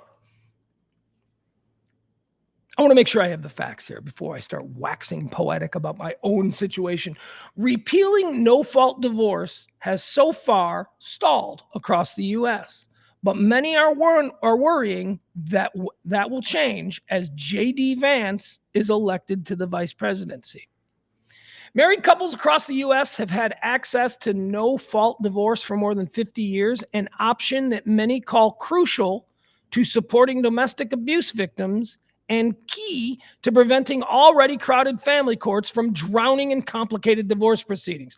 That's the other thing about no-fault divorces. A woman's getting the shit kicked out of her and she wants a quick divorce. She wants to get out. She doesn't want to go through all the rigmarole. A no-fault divorce is kind of right there in her lane. Same thing, a husband, he's working his ass off every day, and his wife, she's out there banging everybody in the neighborhood. He wants he wants to be able to get out of that. It works both ways. It isn't just for, women who are in bad marriages. It's also for guys who marry absolute fucking C-words, and they're out there. So, look, and by the way, also, it should be mentioned that no-fault divorce isn't like just drive through, please, and then we'll stay. No, it's still a divorce. You're going to need to get an attorney, and it's going to be a hearing, and it's still that. But the way some people are reasoning that it should be thrown away or gotten rid of is because they don't think that people ought to go, I hate you, let's get a divorce, and make a spot decision. People don't make a spot decision to get divorced. And you know what? If they did, fuck you for telling them that they can't. Mind your own damn business. People are married. If they want to end their marriage, they should be able to. They shouldn't be pressured by you, J.D. Vance, to stay in the marriage and try and make it work. He's a pedophile. Try and make it work for Jesus. He also beats me. Don't, you're giving up too soon. There was something between you two. Let me tell you what's going on with J.D. Vance. J.D. Vance is a dork. J.D. Vance was always dork. He was never a cool guy. He was never getting laid. He was probably a virgin in high school. He was a dork. And you know what? J.D. Vance got a kind of hot wife. He really does. And he's rich, and he can probably get chicks, but he'd have to pay for them. But I think he might actually have a wife that likes him. And he realizes that, oh my God, I've never been able to kiss something this pretty. He didn't want her to leave him. He's like, I'm one of these ugly, dorky guys who totally married over my skis. I want to make it really hard for them to get out. Because as soon as she realizes who she's married to, dumpy, bearded, weird guy. Really? We're going after divorce? Although the good news is, and it was mentioned right there in the title here, this comes to us, by the way, from the AP, is that it's stalling out across the country. There is don't worry. I know I've been hyping you up a little bit, but we're having fun with this story. There is no chance in hell that this is going to be a victory for J.D. Vance. It's just another one of these weird segmented things. Here's why. You know why? You know who else benefits from the no-fault divorce and all that? I don't know, your 60-year-old senator who just retired his seat and now he's out in the private sector. And you know what? His wife for 40 years is ugly. He wants to get himself a 30-year-old, and he's going to get himself a new wife. Yeah, you're going to stop that guy from being able to do that. You're going to stop that guy from being able to give up on his marriage of 40 years. Kids are grown. She's an old bag. He hasn't had sex with her in 15. You think that guy's going to vote to support let's make divorce harder. Nobody's going to do that, dude. So anyway, no-fault divorce is a topic of conversation in the hallowed halls of these here United States House of Representatives, as pushed by now Vice President designate J.D. Vance. How about this one? Okay, so I just took a big shit on J.D. Vance. I'm about to take a big shit on Joe Biden. First of all, didn't even know he was still around. Seriously? He's doing shit? He's doing dumb shit? This is dumb. Here you go. Are you ready? Are you ready for something Joe Biden's going to leave us with as he busts through the door into obscurity? This is a really bad idea. And it won't pull up. Trust me when I tell you. There we go. All right.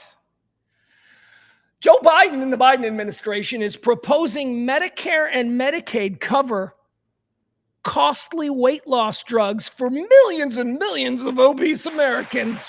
That's right. Joe Biden wants people to have Ozempic for free.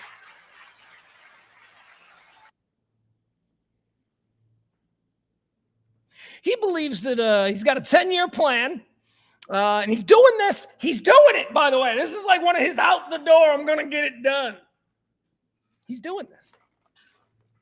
If you're on Medicare, if you're on welfare, you got the, whatever it is you got, you're getting, and thankfully, I'm glad that we have those safety nets for people in need. I'm glad that we do. But they don't need Ozempic, man. Come on, Ozempic, these fat, they can work out, they can change the way they eat, they can do all kinds of things. Ozempic, now. It's like breast implants for like white trash girls. It's like, well, she's got to be a stripper, so will the government pay for her breast implants? Are her implants tax deductible because they're a very legitimate business expense? No. Okay, so here's the problem with this. $38 billion of taxpayer money over the next 10 years so that obese people can get free Ozempic from the government. Ozempic, a drug that didn't even exist 2 years ago, is now going to cost us $38 billion over the next 10 years. I'm not.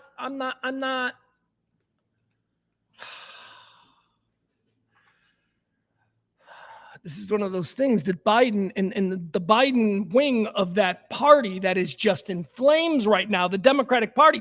This is the kind of blind spot they have. They don't realize what just happened to their party 2 weeks ago because of shit like this, because of giving $38 billion of taxpayer dollars to giant, unhealthy, obese people. Well, Pugs, it's a real problem in this country, people's health care. Yeah, I know it is. But guess what? We've made our choice. I remember about 10 years ago when Michelle Obama tried to get our fat little porker kids to eat better, and every fucking one of you made fun of her for it.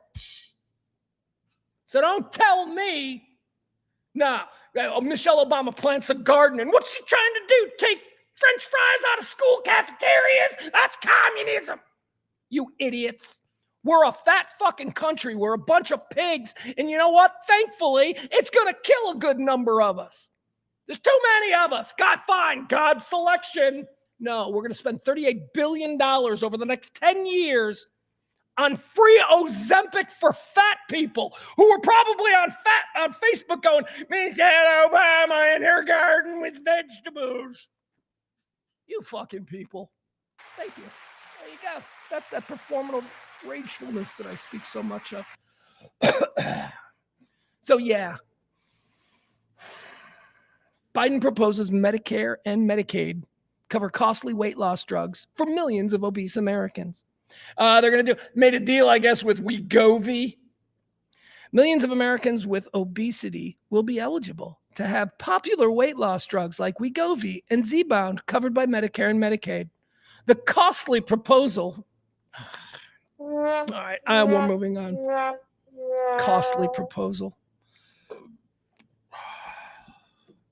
April says, do you know how much health issues obese people have? Less money going to that, but yeah, rant on. I do know how many health problems, April, respectfully. I do know how many health problems obese people have, and obese people have known how many health problems that they have. We've been talking about this for decades. Did you not see the results of the election? The American people have spoken. They don't give a shit. They don't give a shit. They want money, our tax dollars, to stop being spent on these things that strike normal people as being absurd. Now, April, I would absolutely work with you on maybe half of that. 38 billion. How about, what is that, like 16, 17, 18 billion, 18 billion?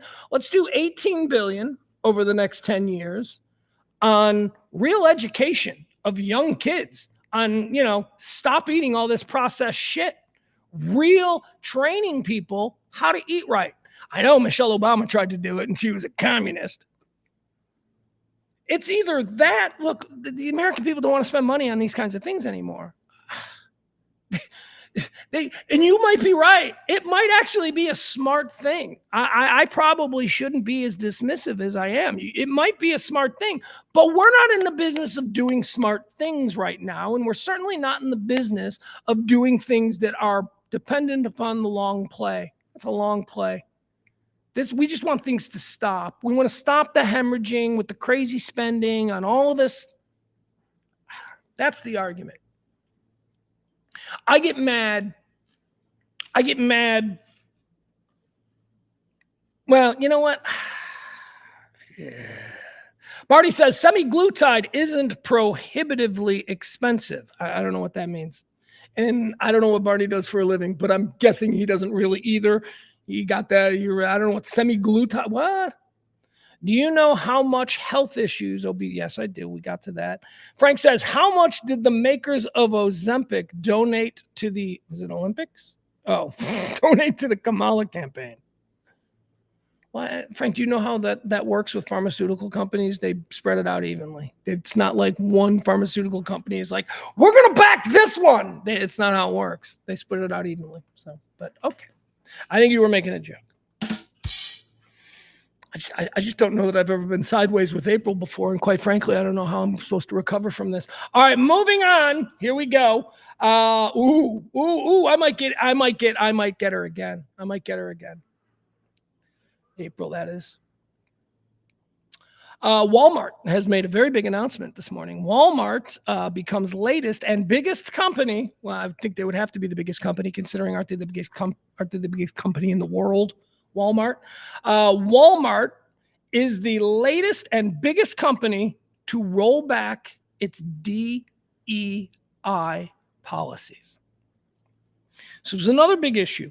I'm not just going to say it. This has been a big issue for years now, right? DEI, diversity, something that starts with an E and something that starts with an I. I don't know. I don't care. But it is one of these mindsets, the idea that there is there are unfair hiring practices, and that corporations at the CEO, at the C-suite level must begin to recognize the failings of the past as far as hiring a diverse workforce, and not only recognize it, but they must now make up for that through corporate policy to sort of try and even the scales once again. So, I mean, that sounds great, but isn't this yet again what I always say, the difference between the Republican right and the Democratic left, where the Democratic left, the liberal left, they seem to exist in a world that they want to have. Whereas the right, MAGA right, or I don't even know MAGA, just the right in general, they exist in the world that actually is. They're like, nah, this is the real world. And you know what? Ironically, though, when something really bad happens, isn't it the right who all do that? We're going to pray for this. And it's the left who's like, we need to actually do something. So, it goes both ways. Nobody is going to say, look, let me tell you a story. I worked at a very famous pizza restaurant in Chicago when I was in college. And I used to hang out there up in the front because the bar was right there in the front, and I used to deliver pizzas, and we'd wait for deliveries sitting at the bar watching TV.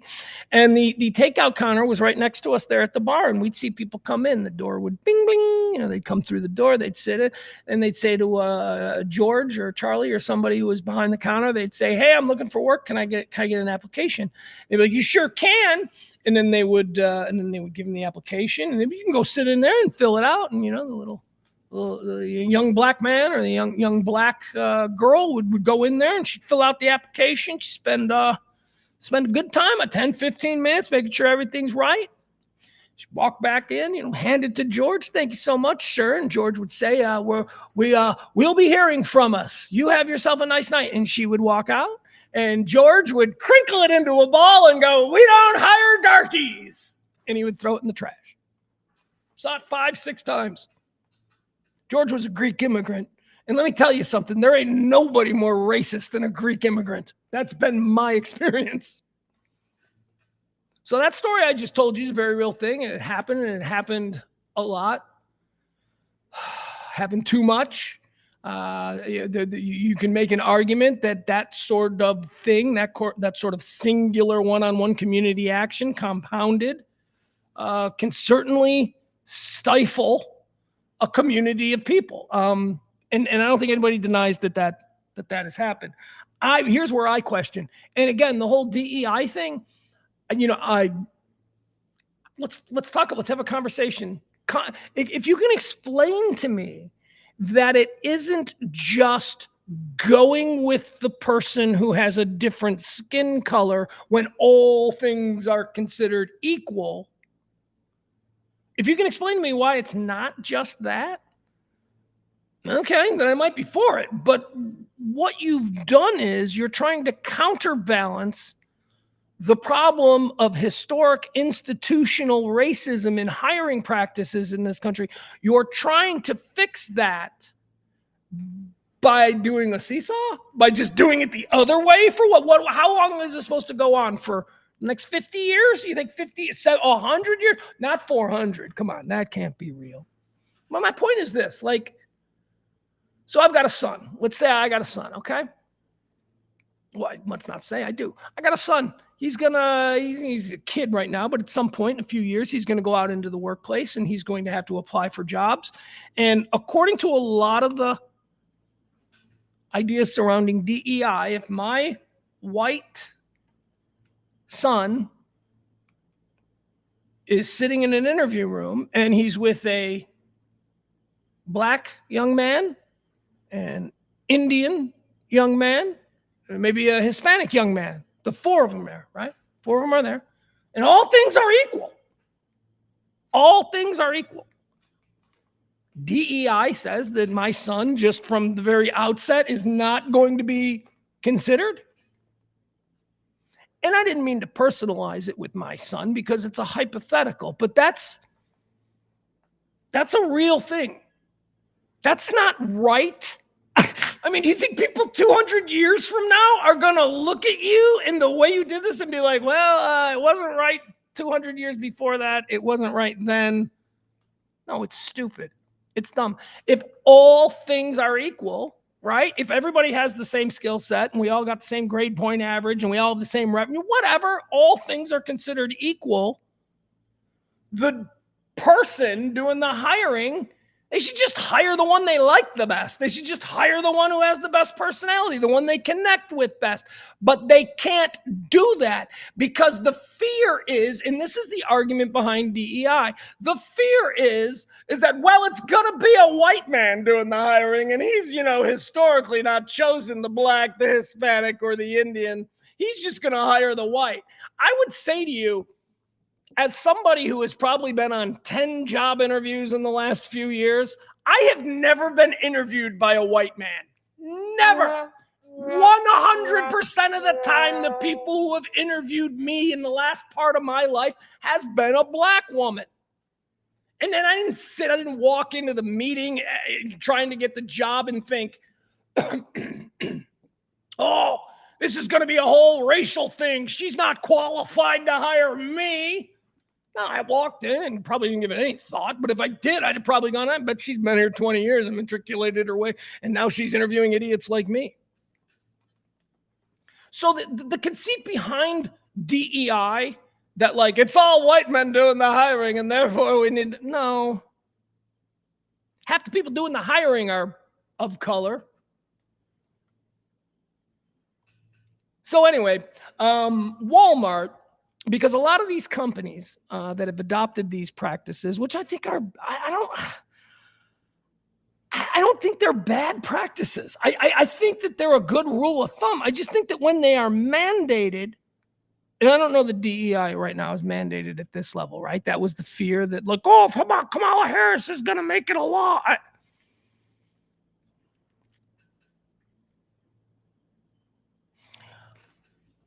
I recognize that there has been an unfairness for a lot of people in this country for a lot of years.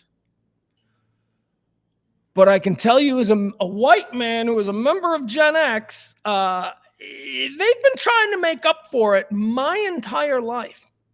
My entire life. I've been like, oh, the white guy doesn't matter. And this isn't a militant show. I don't give a shit. I'm fine. Whatever. Leave me alone.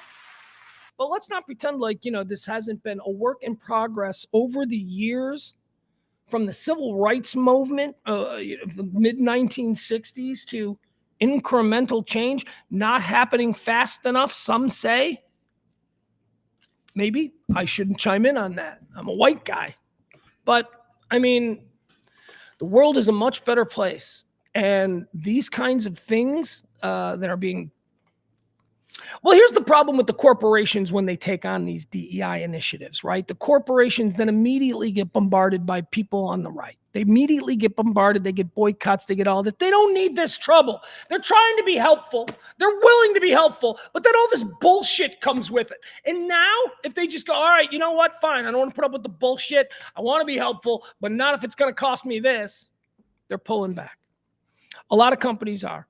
A lot of companies are now with the shadow of the incoming Trump administration. They think that, okay, a lot of this nonsense stuff is going to be going away. And I don't mean to marginalize it by saying nonsense, because again, I am privileged. I'm a white guy. I know. Remember, I sat there and watched George. When I worked there, when I walked in to get that job, I did the same thing. I filled it out. I'm guessing when I walked out, he didn't and throw it out, because here I am working there. So yeah, I am privileged, right? See, I just gave you one example of how I know that Walmart, the world's largest retailer, is rolling back its diversity, equity, and inclusion policies, joining a growing list of major corporations that have done the same after coming under attack by conservative activists. The changes, confirmed by Walmart on Monday, are sweeping and include everything from not renewing a 5-year commitment for an equity... Whoa.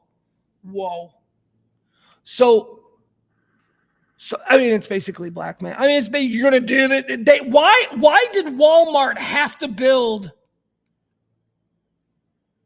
Why did Walmart have to build and fund and make a 5-year commitment to an equity racial center that was set up in 2020 after the police killing of George Floyd? Why did Walmart have to do that? Because, and I'm saying have to do it, because if they wanted to do it, if somebody at Walmart was so moved by what he saw and was like, you know what, we should be involved, and I think it's good branding for us in the community for, you know, the Walmart Healing Center or whatever this, the Center for Racial Equality, that might be a good thing. We're committed to this. We're going to take the loss happily. If that's the deal, then I applaud the Walmart, what are they calling it? Center for Equity and Racial whatever. If that was the motivation to do it, then good. But that doesn't seem like it's the motivation, because Walmart's like, you know, and another thing, we're not funding that stupid thing in Minneapolis that you people pressured us into funding. Good for them. Good for them. The nonsense has to stop. Okay? If Walmart doesn't want to help the community. Well, look, Walmart's going to have their own problems with these tariffs with the Chinese. So let's not talk about what Walmart should do now, because Walmart's going to be fighting that battle. All right, moving on. Walmart, they're rolling back their DEI stuff. Elon Musk is getting weird, man. Elon's getting weird. This freaking dork. Oh, God, he's so weird. You see what he did on Twitter last night? All right, so Elon Musk is on Twitter at like 2:30 in the morning Eastern time, and he's just tweeting weird shit. Like, just, let me read you the story here. Oh, God. Elon Musk says that he's a 3,000-year-old time-traveling alien. Let that sink in. Elon Musk says that he's a 3,000-year-old time-traveling alien who assumes multiple identities. He was joking. Of course he was. Or was he? Of course he was joking. Of course it's a joke. But here's the thing. This is why he's such a weirdo. All right, so you know what? I'm going to read it to you. I'm not going to even say that he's joking, because I'm saying that he's joking because, God, I need him to be joking. I can't have somebody with this level of influence in the coming administration. I mean, he's going to be running the country. I can't have that person going on Twitter drunk. I'm a 3,000-year-old alien, and now I'm in charge of America. We don't need this. So he's joking. So I got to believe he's joking. But here's the problem with Elon Musk. He's so fucking weird and broken. I mean, being the wealthiest man in the world, and it broke him. It changed him. They're like, oh, Pugs, you just hate him. No, people change, okay? I'm using the word broke. People change. People change and they become completely different people. And, sometimes people who knew them when go, yeah, that broke them. That happens a lot with sports athletes. Oh, it broke him. He's not the same person anymore. Elon Musk has been broken. He is a different, weird person now than he was 5 years ago. Elon Musk says he's a 3,000-year-old time-traveling alien who assumes identities. Elon Musk posted a bizarre tweet in the early hours of this morning in which he claimed to be a time-traveling vampire alien while also changing his bio to reflect his age. He took Ambien. It's got to be that. He took Ambien. He took Ambien and he rolled through it. I used to take Ambien. Ambien is an amazing drug. Oh, my God. I never got better sleep than when I was taking Ambien. But the problem is, just before you fall asleep, you are fucking flying. You are, first of all, one of the best highs that I've ever experienced. The Ambien high. You take an Ambien and all of a sudden, if you fight through the Ambien, because you take an Ambien, and in 20 minutes, you're going to be like, okay, it's time for me to lay down. And then you lay down. And you will get 8 hours of the deepest, most satisfying sleep that you've ever wanted. But if you fight through it, like if you don't lay down, and if you just try and stay awake, you will come out the other side. There is another side to it. The drowsy only really lasts about a half hour. If you fight through that, man, you will be fucked up. You will be like, oh, this is good. You see things, you think that you have no governor. Don't go out. Do not go out. Do not take Ambien in the middle of the night and then go, I'm going to walk around my neighborhood. Don't do that. You'll end up in a treehouse. You will. And it'll seem like a good idea when you're doing it. You'll be like, I've always admired my neighbors having a treehouse in their backyard. I wonder what it looks like. It's 3:00 in the morning. I'm going to go take a look. And you will. You will climb into your neighbor's treehouse because you're on fucking Ambien. What it makes you do. It's so great. It's so great.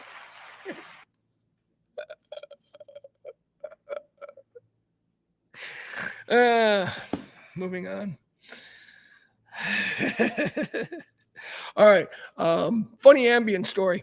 My guy Paco, the late great Paco, who's like one of my favorite people of all time. Paco was crashing in my house. Some with his brother or something, or I don't know what it was. Anyway, there was something going on. So he was crashing in my house for just the night. And Paco was a producer on the old Pugs and Kelly radio show and writer and performer and one of the funniest stand-up comedians. Anyway, so he's sitting in my living room and I go, all right, I'm going to bed, man. I'm taking my Ambien. And I go, you want an Ambien? And he goes, I've never taken that before. And I go, oh, okay. Well, I go, you might want to start small. And he goes, give me 4. I've never taken that before. Yeah, okay, then you're going to want to start. So give me 4. It's like, 4? I go, 4? He goes, yeah. And I go, okay. So I gave him 4. And he took the Ambien. I mean, he's dead, but he's not dead because of a drug overdose. He's dead because God decided that, they needed somebody really funny in heaven. So God gave him cancer.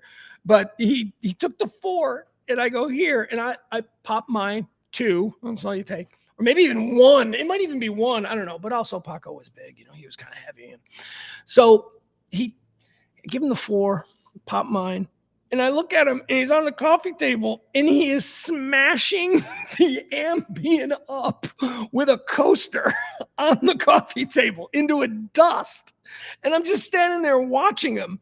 And we're not saying anything. And he takes his little debit card and he makes a nice little line. He snorted the Ambien.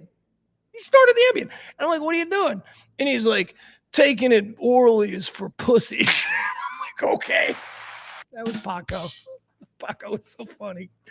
You better not die. I better not wake up with a dead Paco because you crunched up 4 of my prescription, by the way. It was prescription for me. Illegal for him, but prescription for me.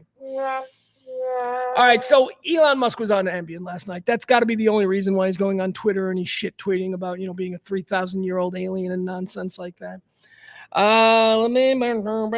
What else do we got? Got any other fun stories today? We got plenty of fun stories.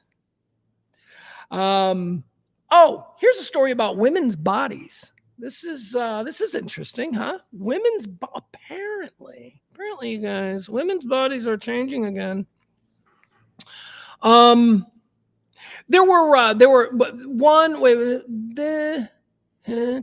was one major shift. Okay, then two major shifts. Okay, then three major shifts. Okay, so according to this article I'm going to lay on you here, we are on the verge, or depending on who you ask, we are in the middle of the fourth major shift in what women or what men find attractive in women. Okay, body shapes. All right, we're going to go through these body shapes. So we can only go through my lifetime. I was born into the hippie world. Big hip huggers, natural floppy boobies, hair, whatever, when set up. Still, you couldn't be fat, right? You could never be fat. That was always the hard and fast rule was you could pretty much have any kind of body you want if you're a woman. As long as you're not fat, you could probably pull it off. So that was like the first. It was the hippie body, right? Then came the 80s, and we saw a whole new body for women. I called it the aerobicized body, the body that was now getting tightened up. You might call it a hard body era, but whatever. You get into the 80s, out of the 70s, and all of a sudden it's breast implants and six packs and women in bikinis looking freaking amazing. So boom, there you go. That's the first major shift. We get into the 90s. Something strange had started to happen. And I didn't like it, but I went with it. In the 90s, we moved away from the hard body aerobicized thing to the, what was, I guess, popularly called heroin chic, which was skinny. It was like, hey, that girl looks like a homeless woman. It's sickly, eating disorder, super thin, straight long hair, darkened eyes. I mean, that was the look. So again, in my lifetime, we go from the hippie body to the aerobics hard body to the heroin chic body. Then there was a period of time where there was sort of this chaos, where there was sort of this in-between thing where we went back in the early 2000s to like the fake boobs and the six-pack and all of that. But then it all went crazy.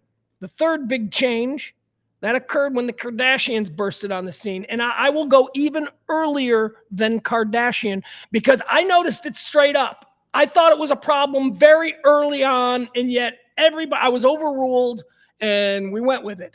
And that was the big fat butt. At some point in the late 90s, Jennifer Lopez broke on the scene, and she was gorgeous. Jennifer Lopez was beautiful. Her face was undeniably gorgeous. And then she had a fat chick butt.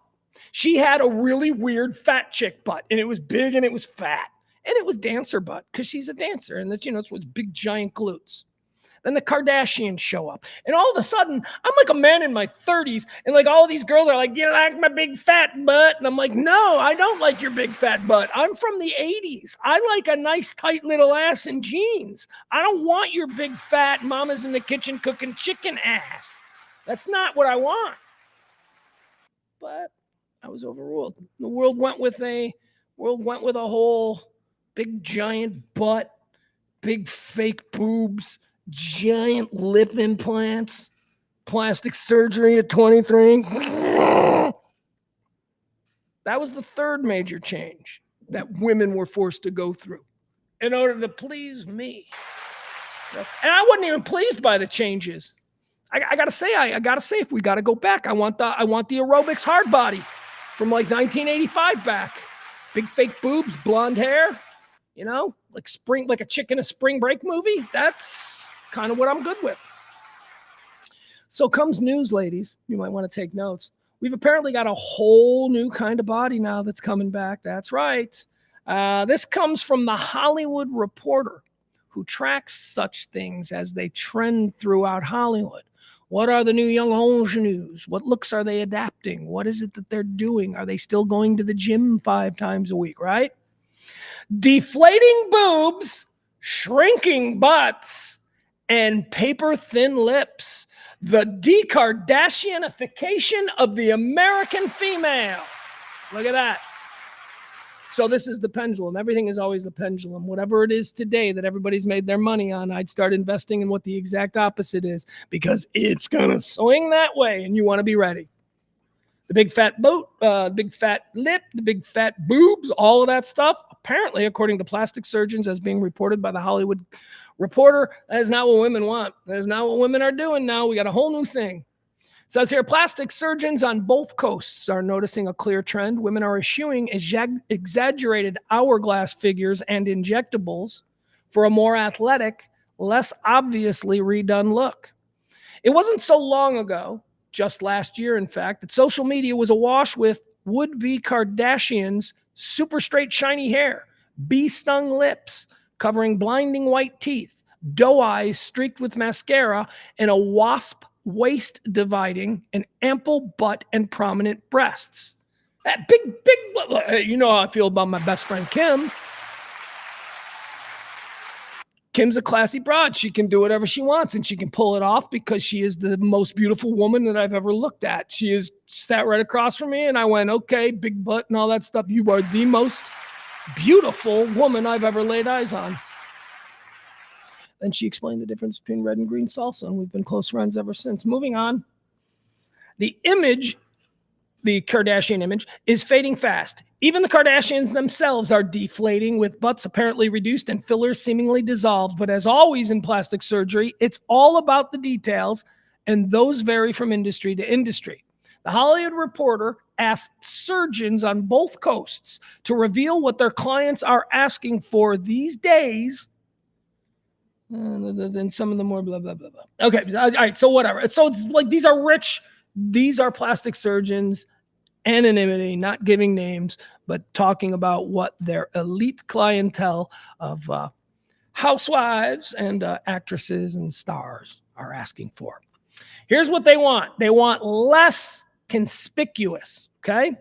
Lifts and even breast reductions are on the rise. Breast lifts. Okay, that's fine. Breast lifts are fine. Breast reductions, yeah, I mean, whatever. There was a girl I worked with in Chicago radio, and she had big giant boobs, and it was the 90s, so we were allowed to talk to her about her boobs, and we did. We talked to her all the time. How are the twins? You know, we say stuff like that because it was the 90s, and we were allowed to, and she was cool. And she had breast reduction surgery on her big giant boobs. And by the way, she's a pretty girl too. And she had breast reduction surgery on her big boobs. So we on the morning show, live on the air, we held a funeral for her boobs. Because it was the 90s. And, apparently nobody saw a problem with us overtly sexualizing a 20-year-old intern on the air. But like I said, it was the 90s. And I was like 22, so it didn't matter. It was fine. In LA, what is something else? LA is going to LA. Some things don't change. Los Angeles, women in Los Angeles are still wanting bigger boobs. So as opposed to the East Coast, breast implants are still a thing in Hollywood, but not on the East Coast. Safer stuff. They're eschewing, nice word, by the way, typical implants for safer, FDA, and less obvious ones. No. Oh, but here's all right, look, I don't need it. I know what I wanted to say about it. So here's basically the look that women are wanting now, right? We went through the different looks, the hippie look, the hard body look, the heroin chic look, the big butt Kardashian look. The new look that women are going for, according to these plastic surgeons, is they want a natural athlete look. And what that means is they're still getting breast implants, because I'm sure the plastic surgeons are suggesting, well, it's not that we don't need breast implants. I just don't think you need the big ones. We could still do something. It's an athletic, tight sort of yoga body is what they are trying to create.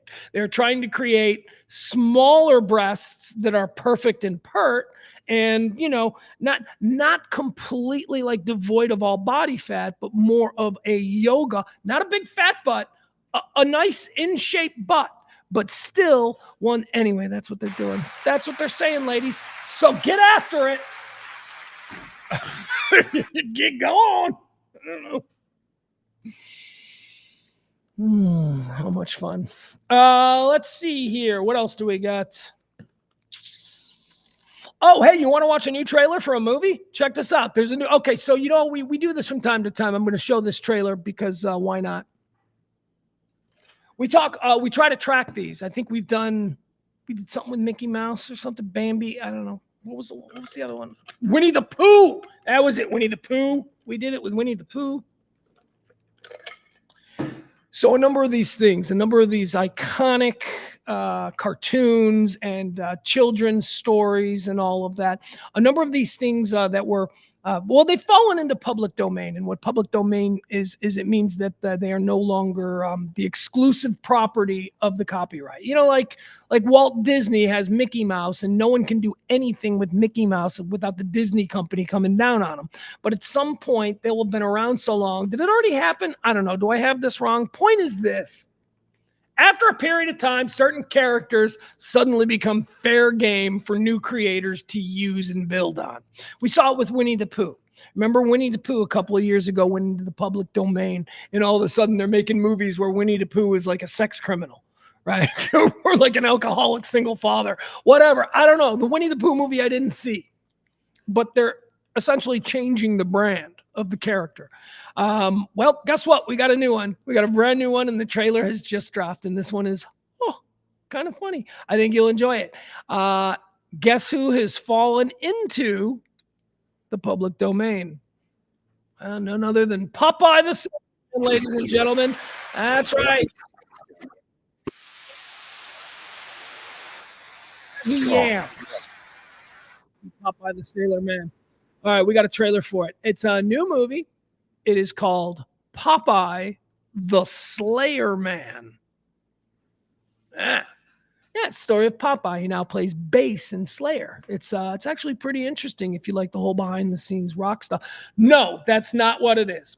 It's Popeye the Slayer Man. Not Popeye the Sailor Man, but Popeye the Slayer Man. Here you go. Should I give you the premise? Wait, do we have it? Is it up? Do you have it on the screen? No, we don't have it on the screen yet. Okay, here we go.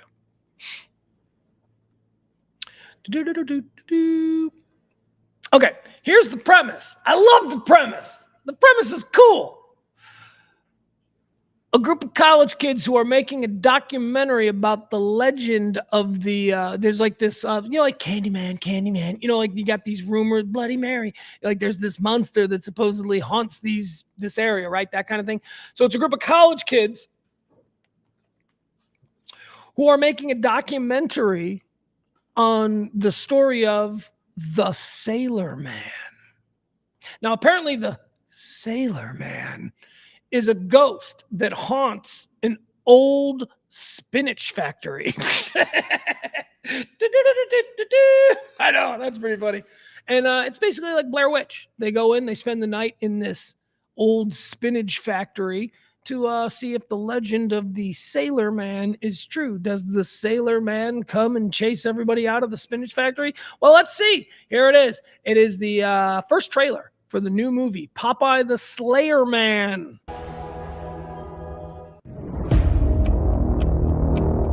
What the hell is all this stuff for? It's the equipment I checked out for my documentary. Oh, is this that pirate man thing you were going on about in class? Sailor Man. Tonight's the last night we can get inside. They're, aware of the charming stories circulating about this place. I don't believe in ghost stories. He's not a ghost. The Sailor Man is real.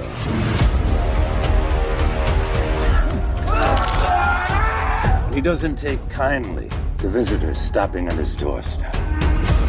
If she's just doing some school project, then why won't she just pick the phone up? Oh yeah? What should I do? She said they're going to be at the old candy factory, right? Let's go down there. Do you know where the factory closed down 20 years ago? There was a spinach contamination.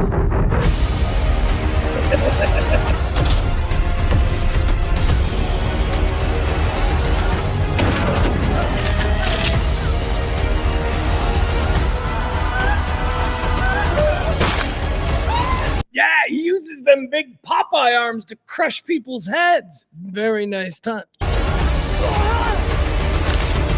Where are monster. I am what I am.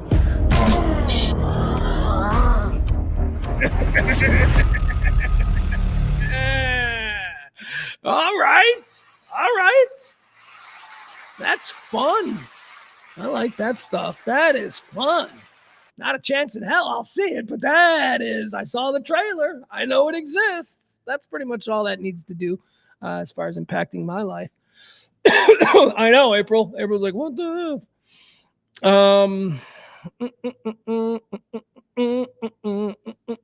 Sports Bras says, I'm with you, Pugs. Fat butts is not attractive. All I imagine is what's coming out when they let one loose. Well, that's a little too much information. Wait a second. I also want to be clear. When I say I don't like fat butt, that's not like, look, I like normal people, right? Like normal people are shaped all different ways. So what is and what isn't a fat butt is, whatever. I don't know. I surprisingly enough do not have a fat butt. I have a flat butt. I have like no butt, and I'm a fat guy, and I should have a fat butt, but I do not. I have a flat butt. More butt talk. I'm waxing poetic now about butts. So, but here's what I don't like. This, if you have an enormously fat butt. God, all right. You know what? I don't even want to say. I'm talking about when you see a woman who is obviously 80 pounds overweight wearing yoga pants, all right? Or spandex. I understand body positive and all of that. And I'm not like offended by, it's grotesque. The human body. No, the human body is not grotesque. If you're a big fat person and you want to walk around in like a tight sports bra and some, yoga pants at Walmart on a Tuesday, that's a choice you're making. I'm not judging you because I have any kind of aversion. Here's my problem. Do you not have mirrors, and do you not understand that within even the most liberal understanding of what is and isn't appropriate in a Walmart at 3 o'clock, are you wearing those clothes? Okay, you're 300 pounds and you're wearing yoga pants. And that is just, I'm seeing everything, man. I'm seeing your little camel toe. I'm seeing what the hell, man? Now, it is true that I am more likely to have a problem with that woman than like some, some hot little 19-year-old gymnast who shows up wearing yoga pants. All right. That's the thing, though. I don't look at that one. Like a 19-year-old super hot girl shows up at Walmart wearing yoga pants. I am looking anywhere but in her direction. Why? Because that's the kind of shit that old creeper, stop looking at her. However, if you're like a 35-year-old mother of 6 and you're in Walmart wearing,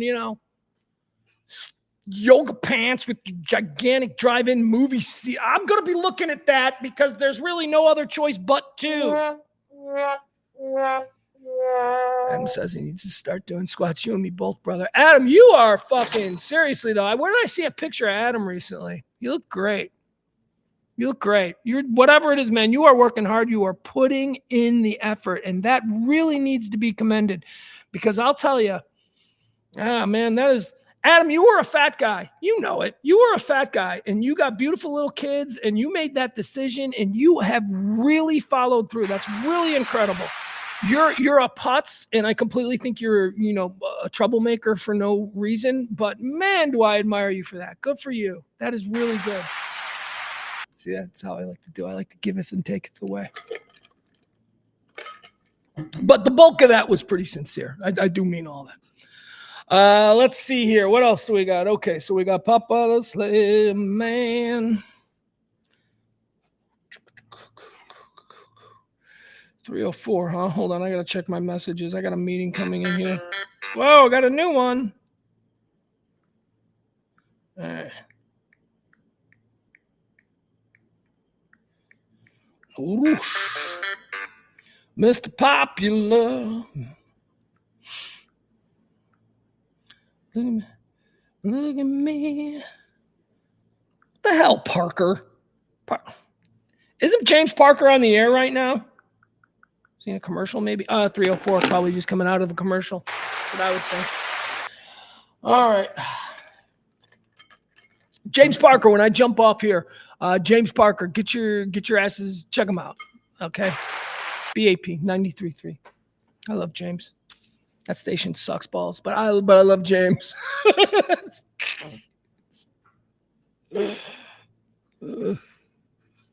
I told James he needs spray tan. I go, dude, you don't have nearly enough spray tan to be working at that station.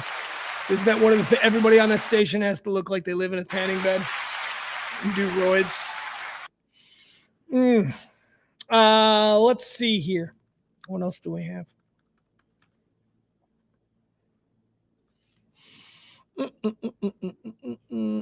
Okay, here's a fun one. How fat are we going to get at Thanksgiving, right? Let's do this one. So Thanksgiving, this is 1 in 4 of us are still carrying the weight that we gained from last Thanksgiving. See that? See how that compounds? 1 in 4. We will gain, all of us, this is the average, 6 pounds this weekend. 6 pounds? Isn't that a lot? Doesn't that sound like that's some bullshit? How 6? Is that with defecations? Because I like to think that I can clear out a good 40% of that, right? How much am I using for nutrients? And how much is just, Anyway, 1 in 4 people are still carrying weight from the holidays last year. Do you still remember how delicious last year's Thanksgiving turkey was?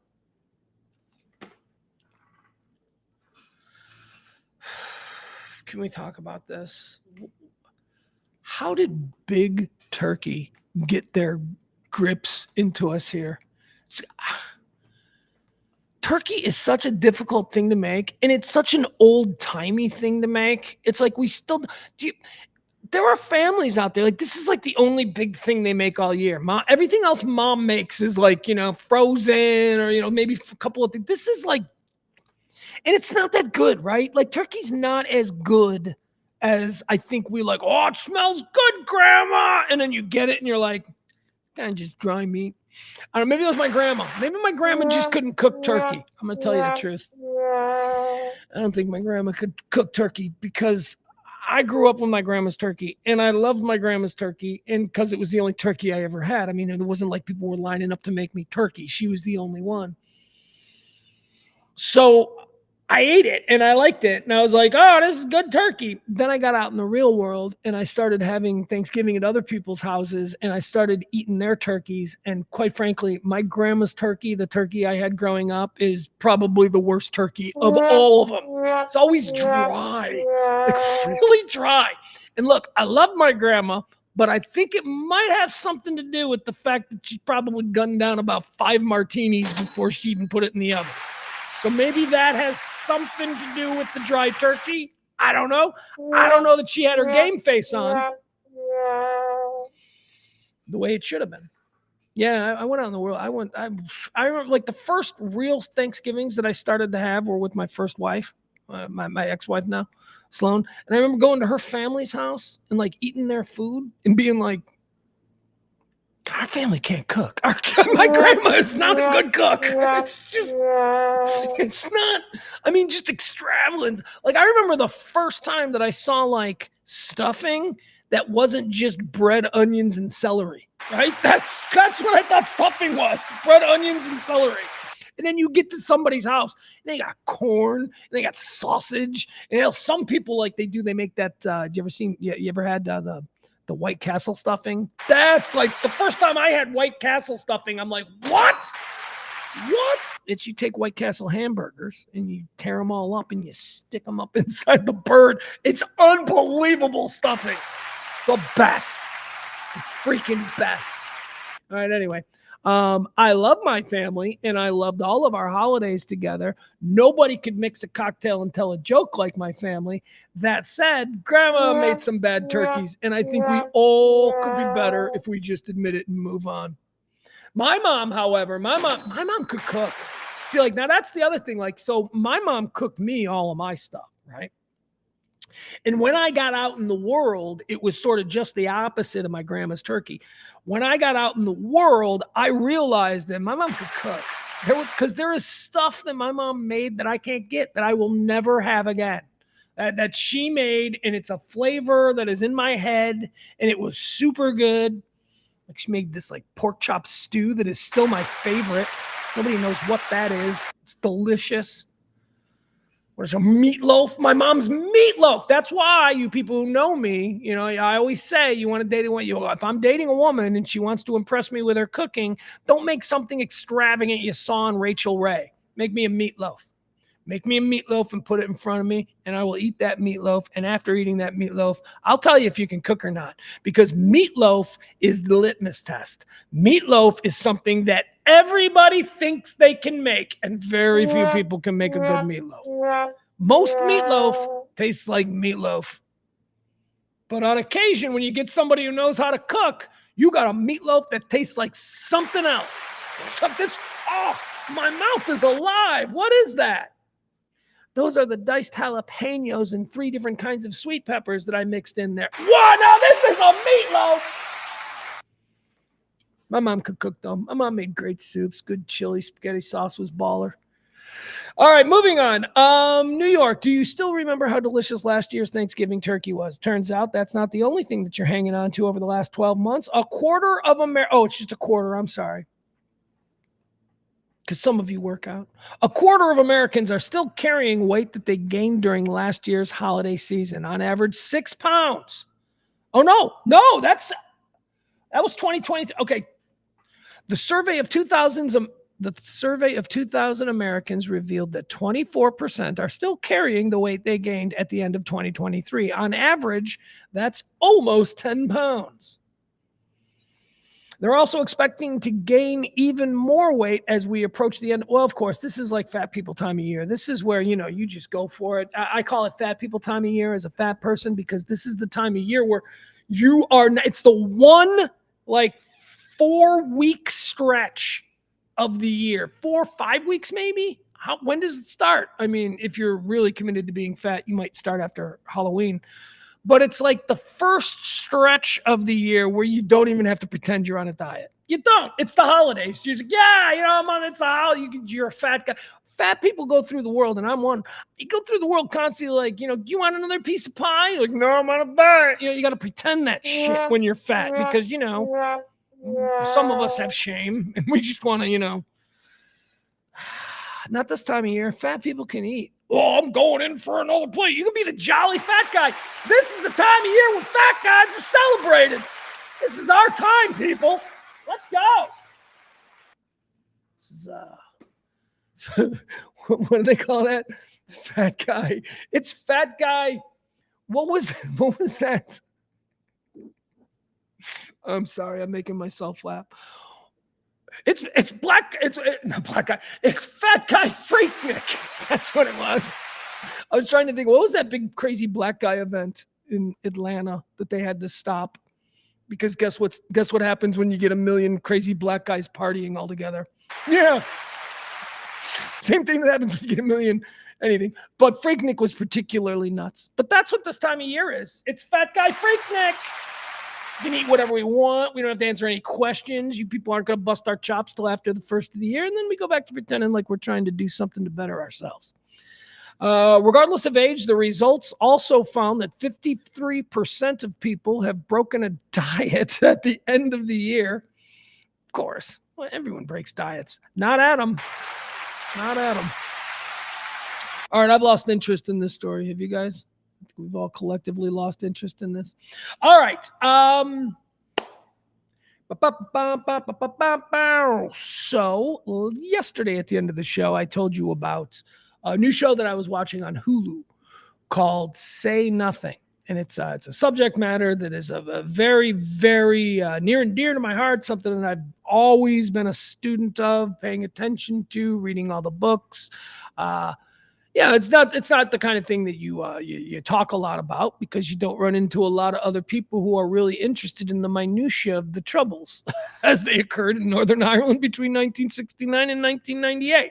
It's not, a popular subject, but when it does come up, I like to throw myself into it because it truly is to me a modern. What it is to me and what it represents to me is we hear stories about people standing up against great oppression, and they face down the legions and all that, but they always seem to have occurred long ago. Well, my entire life growing up, I was regaled with the stories of these people who were doing it in real time. The Irish Catholics in Belfast, the Irish Catholics in Derry, the Irish Catholics in Northern Ireland, who were fighting an ongoing war against the British occupiers. And they were fighting it against, an incredibly well-heeled, if you will, military operation. And they were doing it with Molotov cocktails, trickery, and guerrilla warfare. And they weren't doing it for the self-aggrandizement of an individual, and they weren't doing it because they were forced into battle by a higher authority who said, we are sending you off to war. No, they were doing it because each and every one of them were called by their heart, they were called by their family, they were called by where they are and who they are as people to defend the land that they stand on. That's what it was. It was you might think it's wrong. You might call them terrorists. You might do all kinds of things. But in their mindset, from their point of view, they were doing something that I have always found to be incredibly admirable, and wondered if push comes to shove, as I do consider myself a principled person as they were, would I react the same way? And it's now I'm too old. Thankfully I never had to really handle that. But it's a terrific show. I want to tell you a little bit now about what it's about, because as of yesterday, I had been saving the last 2 episodes, and I watched the last 2 yesterday. So here will be my full review. April, you can help me out with it, okay? Because April says she just finished it as well.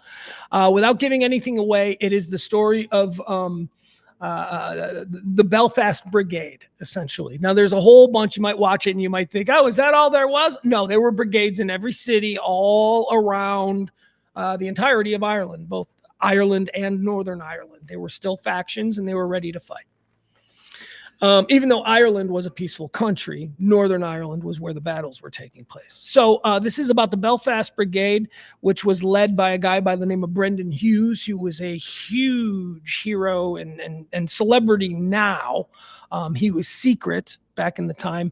He was a boogeyman who was known to British authorities as the Dark. He was known as the Dark, and he was the leader of the Belfast Brigade, and he is featured in this. And he is featured in a way that was shocking to me, because I know his name, and I live all the way over here, and I know that there are other Irish Americans who followed this, and they know Brendan Hughes. And then you see the depiction of how Brendan Hughes' life was when he was in his 40s and 50s, when he had given up the fight. He was working construction. He was living in a shitty apartment. He was just, I mean, he had, that was the reality of his life. There was no fame. There was no, talk show appearances. There was none of that. He was a real goddamn warrior.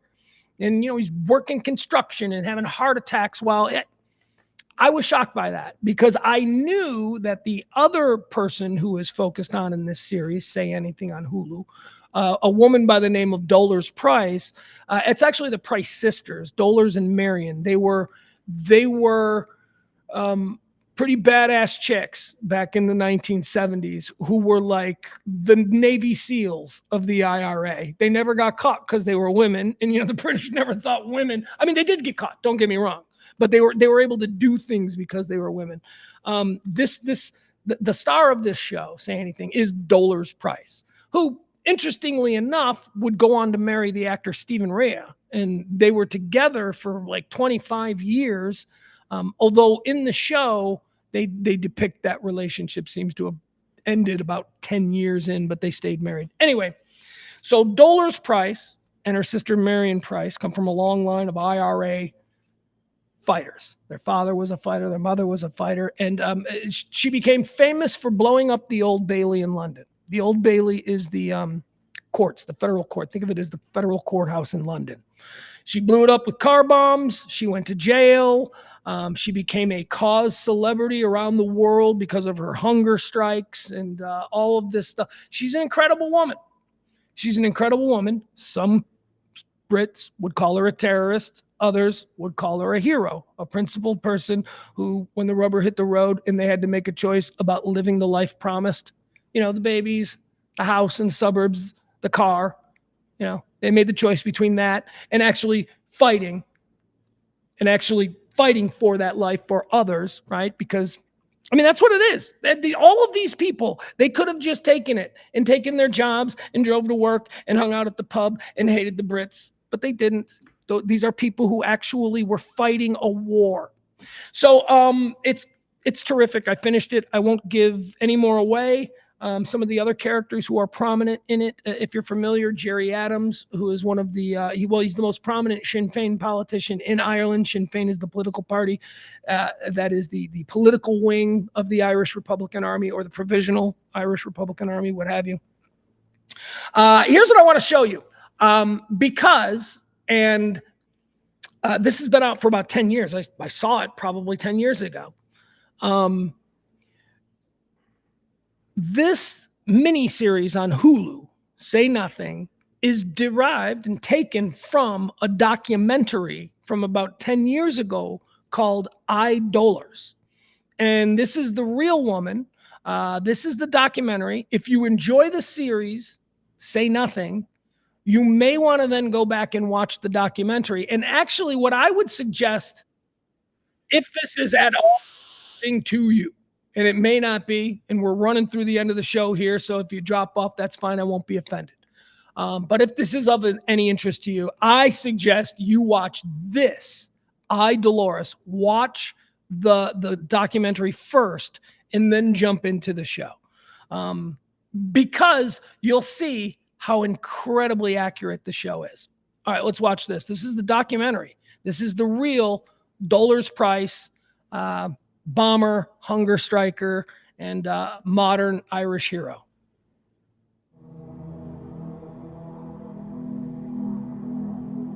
I, Dolores Price, promise that I will promote the objects of the Irish Republican Army to the best of my knowledge and ability.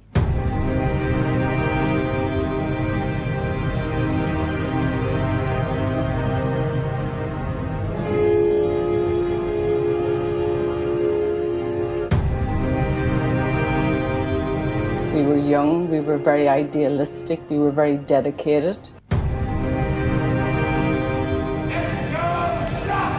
Unless there is a solution or some hope for the future, the soldiers are not going to be welcomed on the streets. And when we carried out operations like that, we did it in a remarkably calm way. But we were set up. The police in London were waiting for us. Police concentrated their hunt for the bombers in the IRA. We were looking at enormous sentences. There was an informer back in Ireland. Don't cry.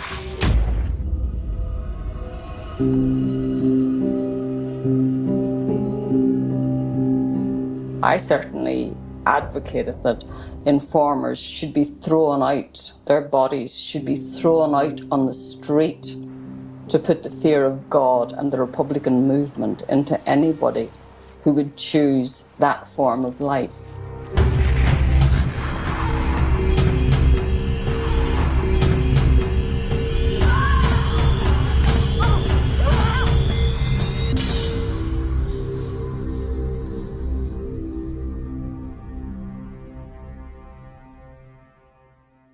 All right. So I would suggest you watch that first and then watch the dramatization, Dolores Price.